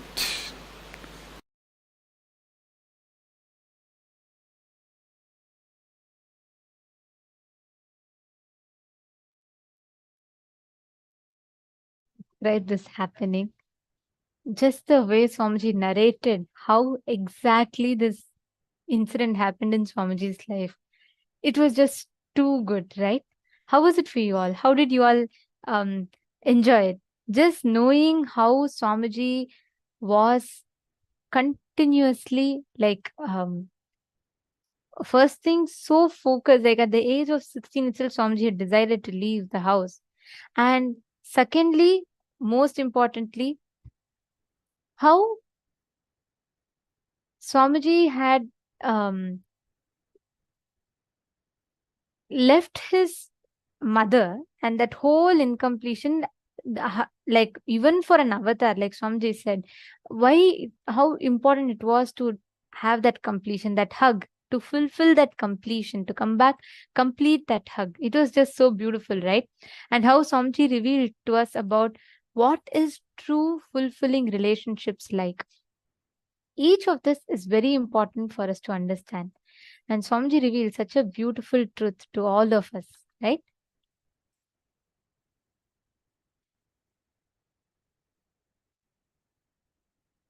So how was it for you? What did you click with? What did each of you understand?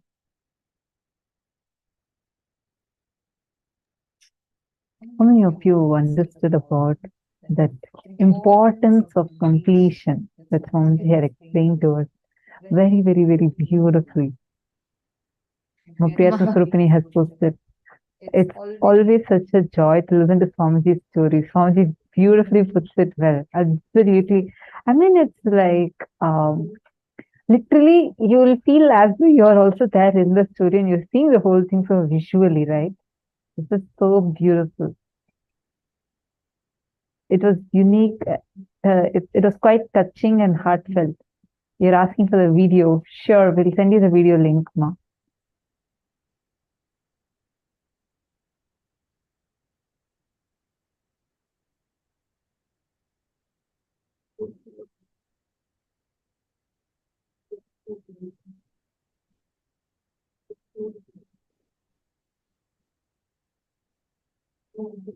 Okay, wonderful.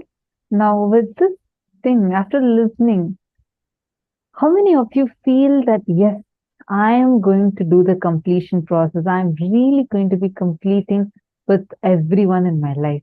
Who all want to take that decision? Who all want to experience that completion with all your relationships?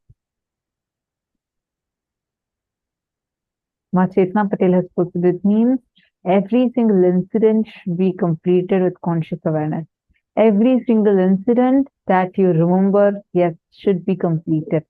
Meaning, see, that's what Swamiji says, conscious living.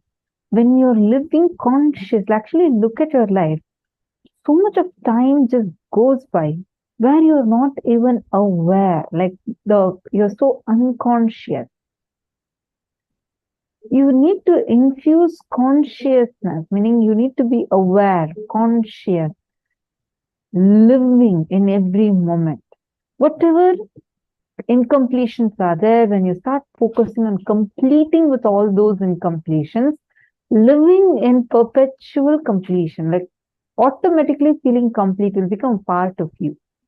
Otherwise, what will happen? No, we'll think, oh God, I have so many incompletions. I've lived for last so many years now. How am I going to sit and complete all of that? Don't worry, relax. Because you only need to be focusing on you feeling complete. Once you start completing with few incidents, experiencing completion will become your natural way of existence. Are you all understanding? First, let's identify our incompletions that we have. We're going to do the completion process, completion with others. We all understood about my world and the world, how things are different in my world, how things are different in actual reality. And now we understood about the importance of completion with others. And Swamiji shared from his own personal life. Very beautiful. I love listening to this video. I have listened to this so many times. And again, every single time, it's so funny, especially when Swamiji narrates, right? Like how Swamiji talks, responds to each of the relatives. It's just so funny and so sweet to see how young Swamiji was. And like his only known place where he had grown up all his life was Tiruvannamalai. And he's going to leave that place to go somewhere where he didn't even know where he's going. But his decision, young 16-year-old kid who does not have any money with him, he's not going to take any money, he's not going to take anything, no person to even support. Next meal, he does not know where to get from. But he is off, ready to take off, saying that I want to be a sannyasi, no matter who comes and asks him. Wow, what the guts Swamiji should have had at that young age to take that decision and stick with that decision. And take that decision with tremendous completion. This is just wow.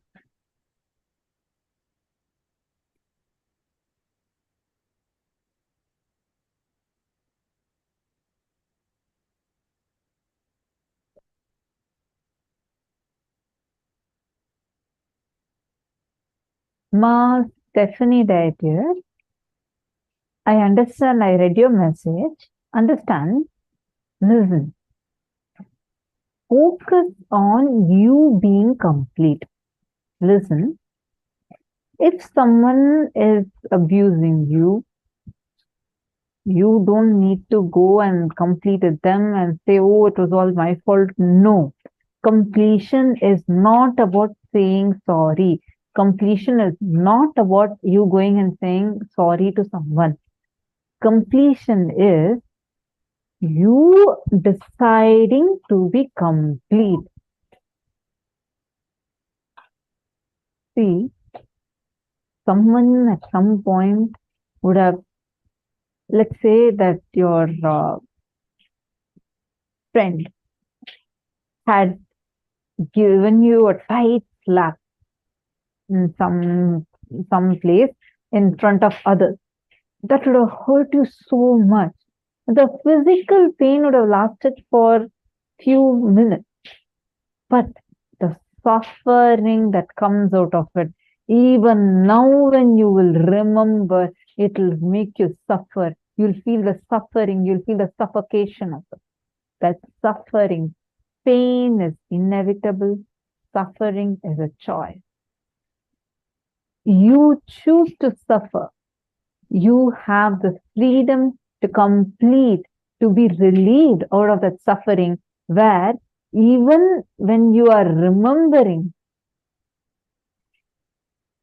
even when you remember that incident, it will no more cause any pain or a suffering in you. That is literally how complete you will feel. Even when you remember that incident, it will no more cause any kind of a pain or a suffering in you. One more thing I wanted to add. See, many times in all relationships, right? Like Swamiji was revealing in that session about how fulfilling relationships is our birthright. Swamiji said many times, because of our certain reactionary patterns, we give a fixed response. We understand a certain way and respond a certain way. Because of which, your experience about life becomes very limited. What happens each time we have a fixed idea? This should happen a certain way. If this person reacts to me this way, if this person responds to me this way, that means they love me. If this person does not even turn and look at me, that means the love has reduced. All these fixed notions of everything around us constantly makes us fall into that same cycle of incompletions again and again. That is why so many times your incompletions might be completely like baseless. It will not even have a clear base. But still, you will not even know why that incompletion is there, but it will just be there and it will trouble you. So the whole thing is constantly again and again going to be affecting. It is going to be like a vicious cycle that we get stuck in. Now, the same thing that Swamiji revealed here, right? If we just carefully analyze, Swamiji had shared how fulfilling relationship means every relationship which reminds you again and again, gives you the experience of oneness, is fulfilling relationship. Let us do a very quick exercise for this. I request every one of you to take a few minutes, pen down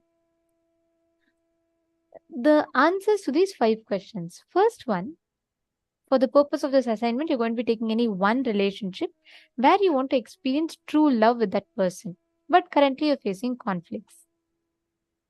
Pen down what you feel about you when you are with that person. What do you feel about yourself when you are away from that person?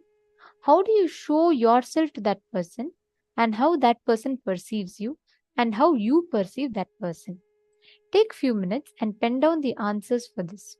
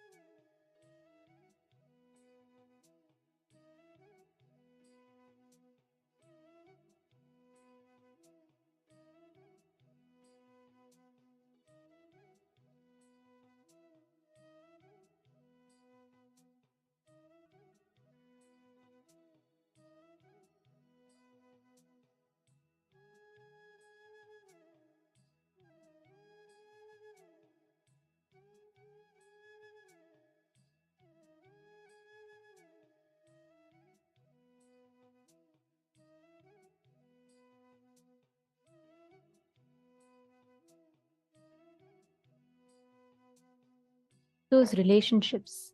Pen down. See, you're going to take only one for now.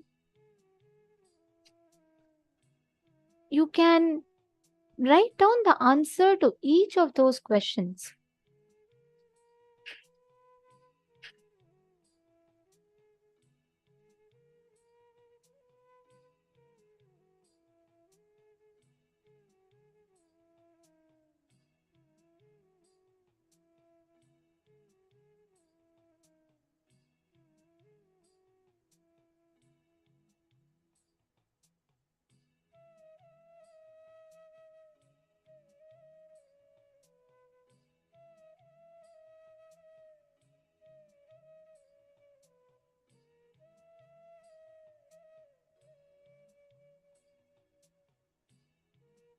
Revisit how it feels for you to spend time with that person.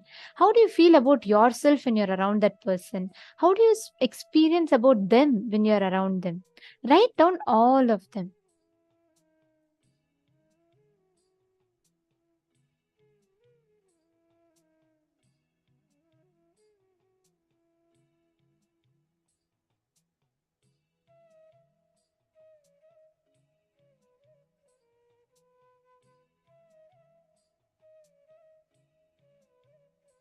Now, what you're going to be doing is you're going to be revisiting that whole experience.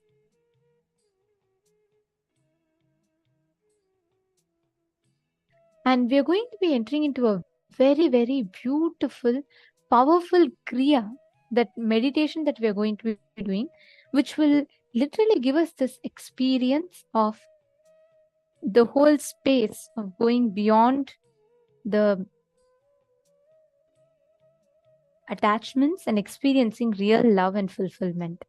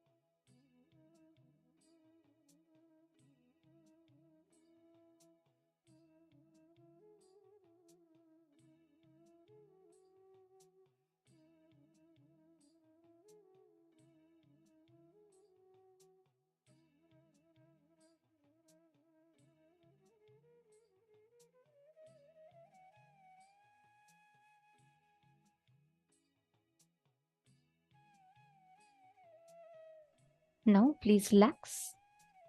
Have all of you finished writing?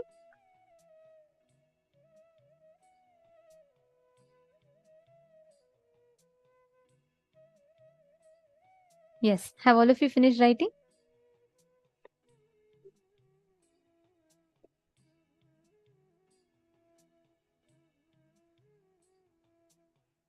Wonderful. Now, we're going to be entering into a very, very important exercise for all of us to do. A very important kriya actually, which is going to be opening up your Anahata chakra. See, Anahata chakra is your heart center, which is the center of love. From Anahata chakra only, the love expresses, blossoms and oozes out that people experience. Okay. So now, every one of you that are sitting here, firstly, can I please ask every one of you to come on camera? It's a very, very powerful exercise we're going to be doing. It's a very powerful kriya that we are going to be doing, which will really help you come to that space of completion. And this will have multiple steps. We will be guiding you all through this kriya. So I request every one of you to please come settle down. Nithyanandam, Ma Tanja Devarne, Ma Windlau, Ma Wavyang. Can I request everyone to come on camera, please? Please come on camera. Please turn on your cameras.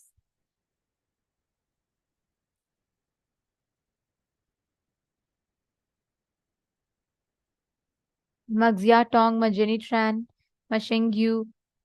Can I request everyone to come on camera, please?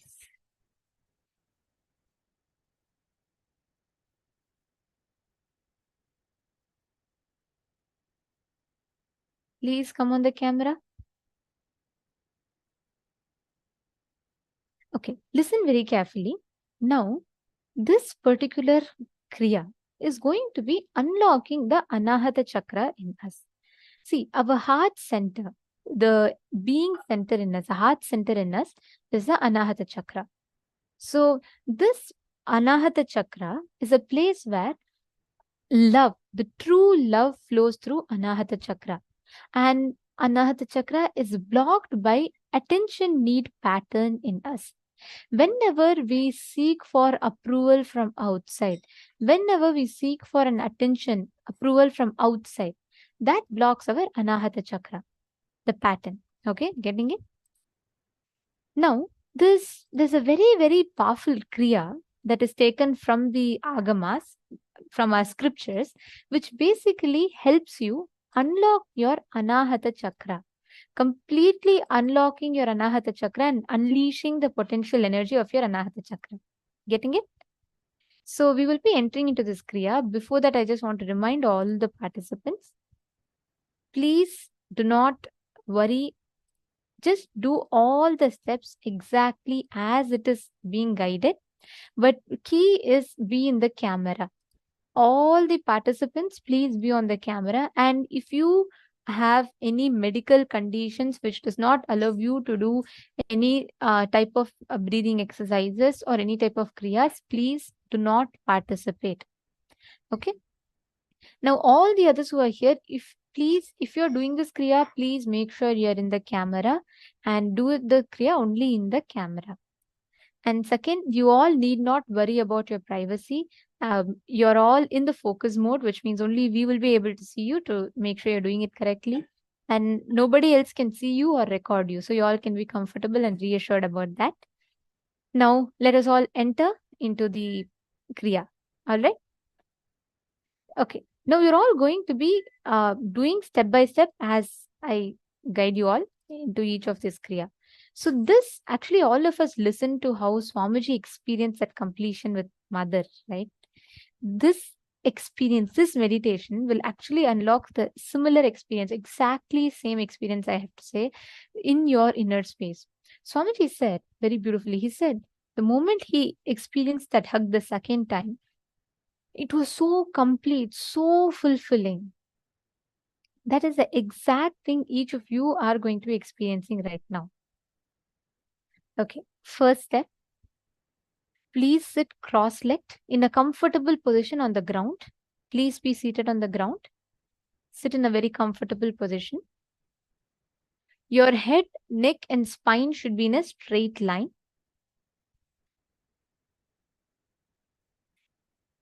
If you're not able to sit on the floor, if you're unable to sit on the floor, it is fine. You can sit on the chair.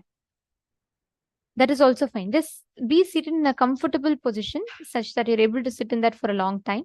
And do not sit hunched back. Do not lean on the wall. Just sit straight. Have your head, neck, and spine in a straight line. Feel very relaxed. Close your eyes. Now, visualize as if your eyeballs have literally frozen.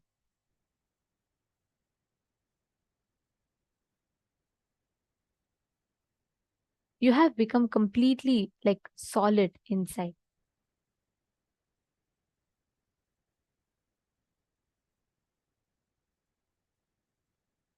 Please close your eyes. I request everyone to close your eyes. My hands be long. Don't rub your eyes. Just close your eyes. Sit straight. Close your eyes.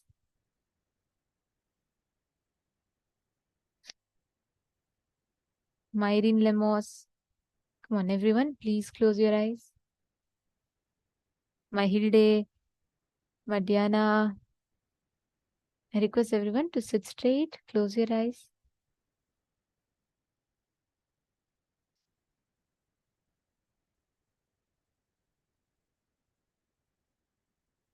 Yes.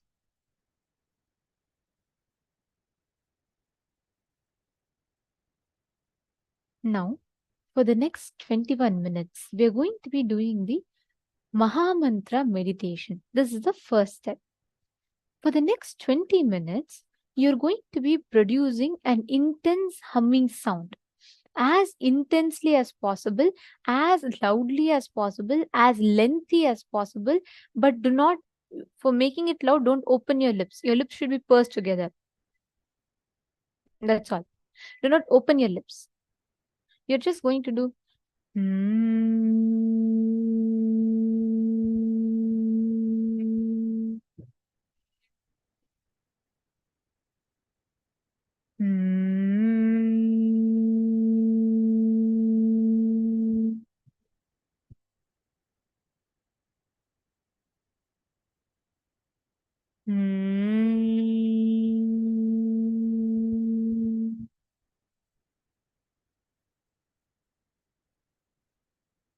hum internally. You're going to be, the voice should be heard, but without opening your mouth. From the navel center. Literally, it should be like if you put your face inside an empty aluminum vessel and make a humming sound, how it will be? It will be like, there'll be a vibration, right? You'll feel a reverberation. Exactly the same way. It should not be Om. It should, don't chant Om. No. It should just be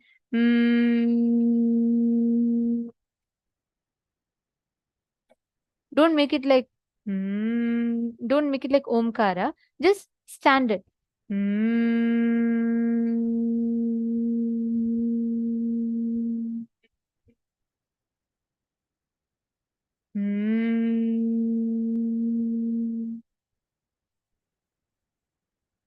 Don't do humming or don't do Om. See, sometimes some of you are doing in the tone. That is like Om sound. Don't do that. You're just going to do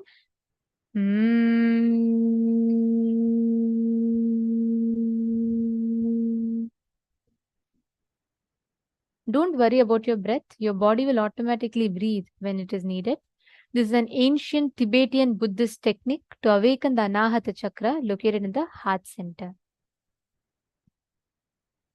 Don't become tense. Put your whole being, the energy into creating that vibration. Become that humming. Let your whole body be filled with the vibration of humming. At some point, you will experience that the vibration continues without your conscious effort. You will automatically, your body will be vibrating. At that point, you will just become a listener to it.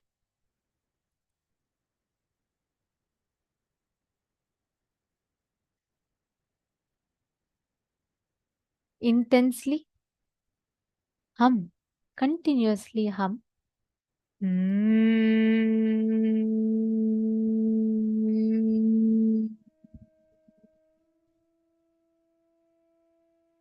Just hum. You're only going to sit and hum.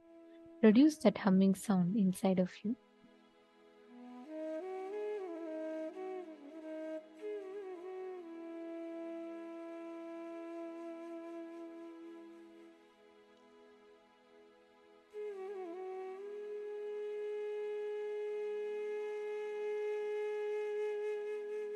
Intensely hum.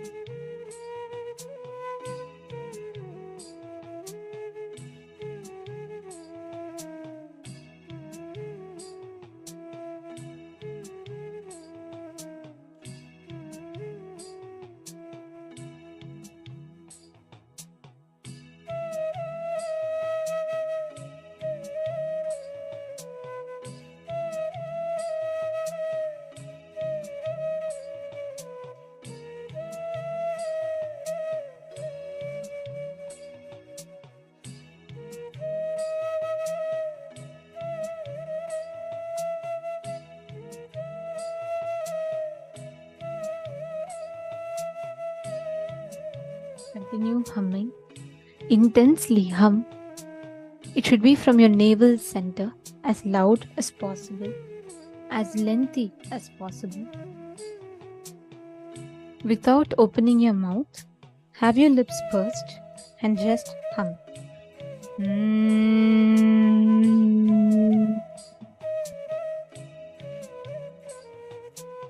Hum intensely.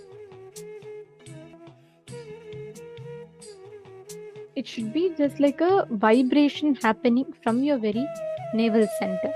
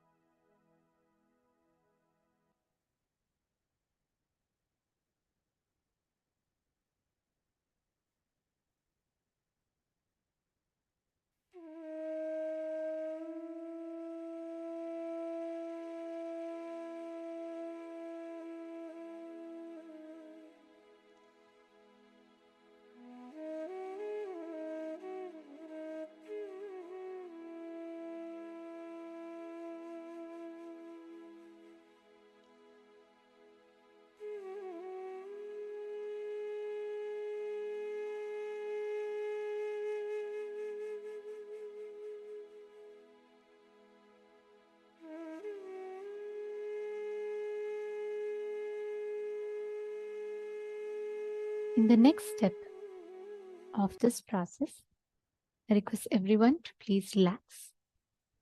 As you are humming now, we're going to be entering into the second step of this meditation process. Now, at the end of this 21 minutes, you can completely stop the humming. Just keep your eyes closed. Remain silent and inactive for 10 minutes with a smiling face and a blissful mood. You don't need to hum. You can relax now. Bring completely normal breathing.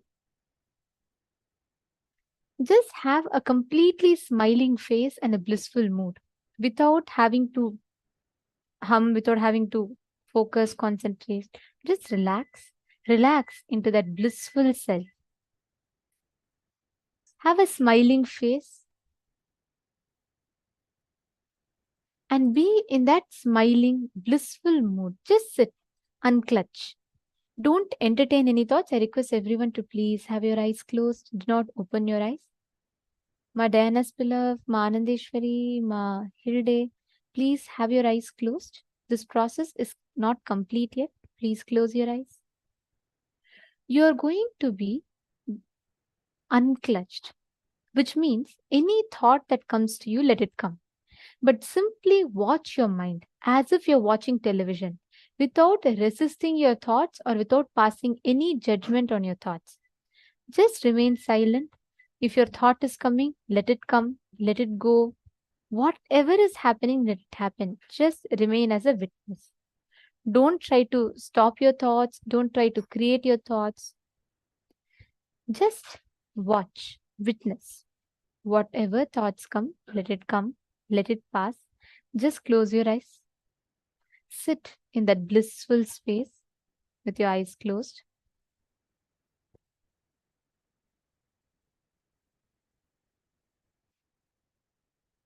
During this time, the energy you created during the 20 minutes of humming will enter all the corners of your being and cleanse it deeply inside of you. So just sit in that intense, blissful mood.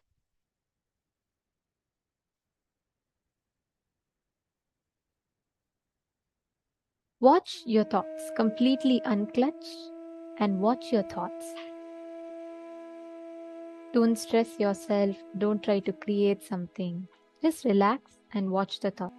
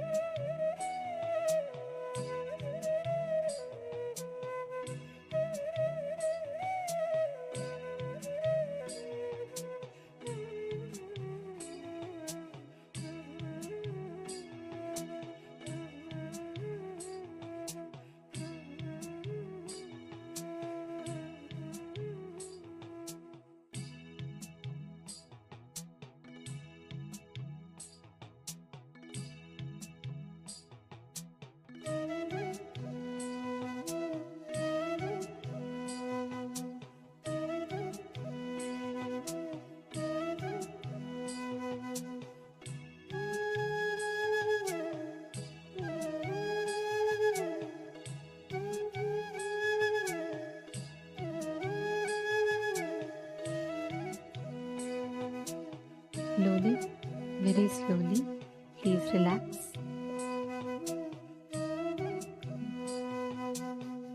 Please settle down.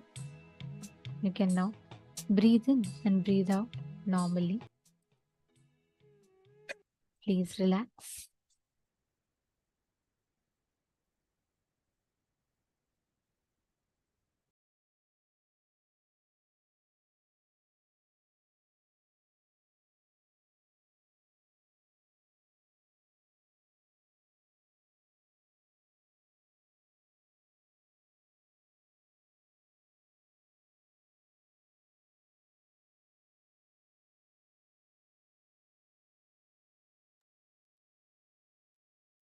Have some water. You can sip a cup of water now. Yes. Please settle down. So, how was this for you? How did you all enjoy this meditation process? Actually, this is a very, very powerful meditation process. This is called the Mahamantra meditation process, which is from the Tibetan Buddhism, which actually awakens like Swamiji said, it unlocks your Anahata chakra and awakens that dimension of love, that unending love from your inner space, that space of mother, that completion with mother. It just showers that in your inner space. It's a very powerful meditation process. So every day, just spend about 20-30 minutes and do this. It's a very, very powerful meditation process. Please relax. You all can quickly grab a cup of water, have some water, make sure you're hydrating yourself.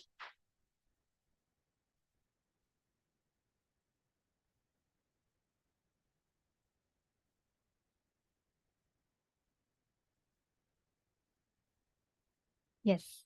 How was the experience of it? How did you all experience when you did this Mahamantra? What was the experience? Ma Sri Lakshmi Kottapalli has posted, Ma, thank you so much. I needed this. It was so peaceful. Absolutely, ma. Actually, Mahamantra meditation is known for the beautiful impact that it makes. See, that vibrations, right? That vibrations penetrates into your system. Literally, it just creates that such a positive impact in you. It just settles your whole being.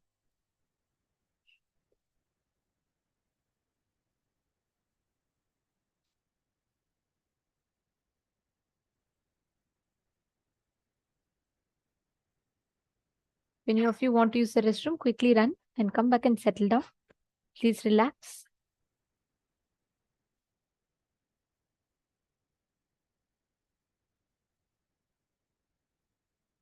I request everyone to please come on camera.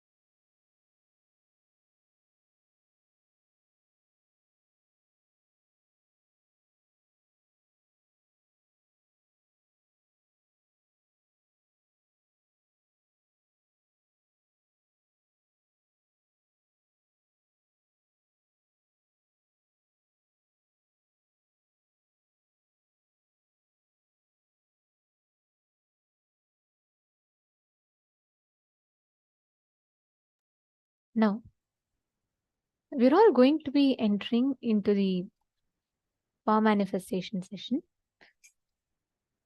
See, please understand, today all of us have been working on various different layers of, bringing completion in our inner space in different levels. Now, what all of us did, the opening up of our heart center, the Anahata Chakra, literally brings so much of completion and gratitude in your inner space. It just gives you that boost of energy. Now, from morning till now, how many of you had a completely different perspective on relationship with others? What is your understanding as a key to manifesting successful relationship with others? Can I request all of you to post? What did you understand as a key, the essence of how you can manifest successful relationship with others? Come on.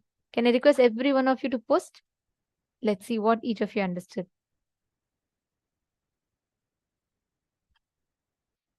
Ma Ratna Prabha is asking, Ma, nowadays during meditation, I feel like something forcefully shakes me from the back. What is that, Ma? Actually, that is the awakening of Kundalini energy in us. That, and you've posted complete completion. Beautiful, Ma. That is the awakening of the Kundalini energy inside of you.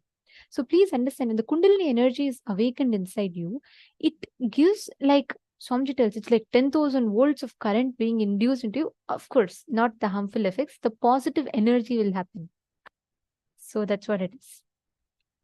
Come on, what did each of you understand as a key to having successful relationships? Ma Sonia Rao, perfect. You got the exact right thing. Seeing them as a reflection of you. Understanding that they are a reflection of you. Ma Sonia Rao, you got the essence, the right essence. Correct. That's the perfect thing. Seeing them as a reflection of you. And Ma Diana's below, that's also correct. Is it a pattern or a possibility? We have to see that. We have to answer that to ourselves. But now, understand, there are two ways. One, using this technique to bring completion with existing relationships is great. But using this, even in your relationships that you're complete with, to take it to the next level means to bring them to a lot more completion, to heal, to work on manifesting that successful oneness in that relationship. All of that also happens. Understanding, Ma? Now, the power that we are going to be manifesting today, now in this round, is going to be exactly this, applying this powerful cognition that life is a reflection. We are going to be manifesting the power of being able to shift another person's inner space, being able to shift somebody's inner space. That is the key. That is the power that we are going to be manifesting.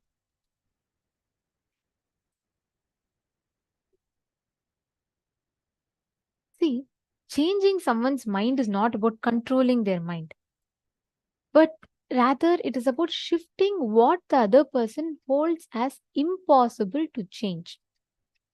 For example, they may have an space in them that, my relationship with my mother can never be better. It's impossible. Swamiji tells a very powerful statement. Man is like a mirror. He has the choice to face and reflect the divine or to turn away and walk. You are that mirror. Life is a mirror in front of you. You have the choice to shift that inner space of the other person by shifting your inner space and creating a very beautiful world in front of you. Or you have a choice to suffer and create constant suffering in front of you. How many of you want to take responsibility to create a blissful ecosystem around you, where a person in front of you is also complete and you are also complete? How many of you want to create that ecosystem around you?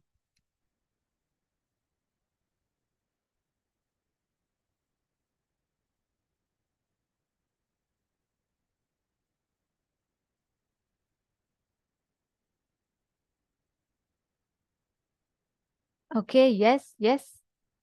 All right. Come on, everyone else in Rajya Sabha. How many of you want to do that? How many of you want to take responsibility to complete? Okay, Ma Janitian, Magagria Lee. All right. Listen very carefully. You're all going to be manifesting a very, very important power now, and you should not do it with someone here already.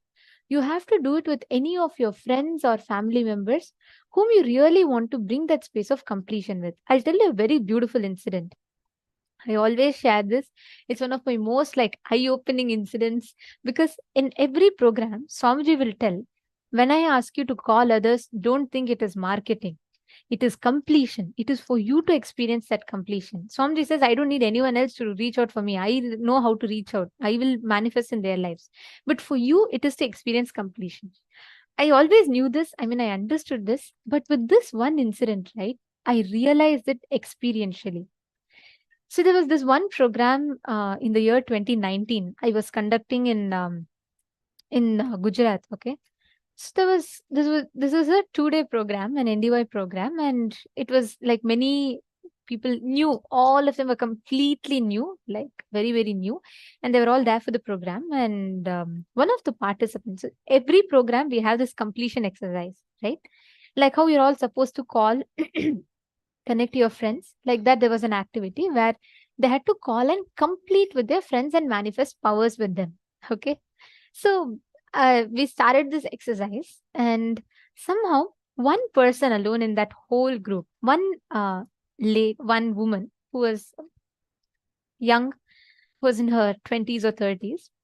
So she had tried to call. She was not able to reach anyone. Okay. So I gave a break to all of them. They all had to call. We had about 30 minutes or so, and we had to resume the class. The next schedule was about to start. So everyone had their lunch, they finished their calls, and they all came back. At least one call each of them made. But this one person alone, she came back and she said, Ma, I called, I'm not able to reach. And then I said, no, you have to call. If you have to make sure somehow you reach. Ma, Swamiji has given this exercise. It is surely going to give you a breakthrough. So call.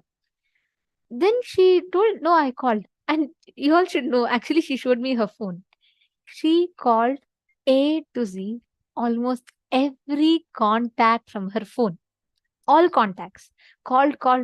Even 40 minutes before, some people had picked up or messaged her.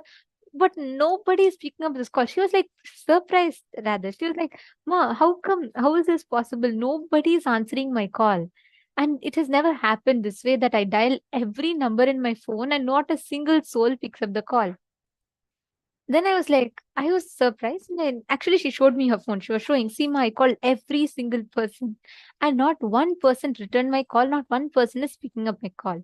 So I don't think I can do this, Ma. Please, can we resume? The whole class was waiting, okay? And only this one person had not called. And I said, no, everyone has to call, Ma. Only then we can continue the class. So we'll all wait. No problem. You somehow call. Then she was like, oh my God, I don't know what to do. And she scrolled. So I asked her once again, have you called like every single person? Then she said, yes, I'll go through again. And she went through again. There was only one contact left in her phone, which is of her friend who she had a altercation with. And she's not been in contact for almost 10 years or so. Like for many number of years. I forget the exact number of years. For many number of years, she was not in touch. Then she said, this is the only contact, Ma, but I don't want to call her. We're having differences and all that. And I said, I felt like this is the reason Swamiji is not, Swamiji has ensured nobody else picked up the call. I said, no, even if you have differences and all, when it comes to enriching, it does not matter. Call and reach out to that person. She was very hesitant, but somehow, because the whole class was waiting, I think she decided to call. After 10 years, she's ringing up her friend who used to be her close friend, but they had some difference and they had not been in touch. She called her friend, and the moment she picked up, the moment in the first ring, her friend picked up the call as if just waiting at the phone. And the moment she picked up and the friend got to know it is her, the friend started crying. She said she just got into a marriage, and it turned out to be a very abusive marriage, and she was going through a lot. And she was crying and praying for someone to guide her. Somehow she wanted to know what she can do in life to have a change. And she was too frustrated with what things were happening, and things were all falling apart. exactly at that time, this friend happens to call her after 10 years. And that very moment, that being on the other side got connected to Swamiji. Next program she attended, she experienced the completion and her life completely changed. When this person, this woman who had called, she came back to me and she was in tears. She said they did not even speak one word about the 10 years of difference they had, because the moment she picked up the phone and they conversed, they had so much of depth in their relationship, much more than before. She said, I got my best friend, but now she's even more closer to me than before. And both of them felt so healed, so complete, and so fulfilled. Can you imagine just a normal random call? It was just a simple exercise. But nothing is simple ever. This one friend, later on, she came back to the next program. Right next day, she came, attended the program. She had a massive transformation in her life and she experienced so much of healing. She was so grateful for that one call. You never know who's waiting on the other side. You take the step. How many of you are sincerely going to call? Come on. How many of you sincerely you are going to call and you're going to manifest this?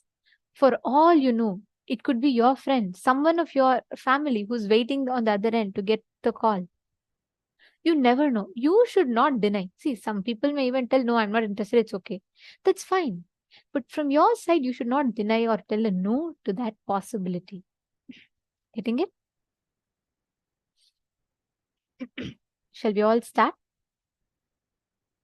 Each of you are now going to manifest. Ma Prithvi Prasad, can I call more than one? You can call any number you want. One was just an example that I gave. You can call any number of people that you want, of course. See, but understand what exactly you should do. See, this power is called the power of shifting someone's inner space. You have the ability to influence another person's inner space in front of you. Just by you changing your inner space, you'll be able to shift another person's inner space. What you're going to do is you're going to be calling one of your friends, anyone, okay? And ask them, first request their consent, introduce that you're attending such and such a program. It's a 21-day program and it's free. Just let them know. So they have some context and tell them that, this power manifestation, you're just wanting to manifest with them. You're going to scan and identify what is the exact thought current. First, let them ask them, tell me one reality you want to manifest. It could be anything. I want to buy a car. I want to buy a dress. I want to attend Paramashivam. I want to become a Sarvagnya Pita Yajaman.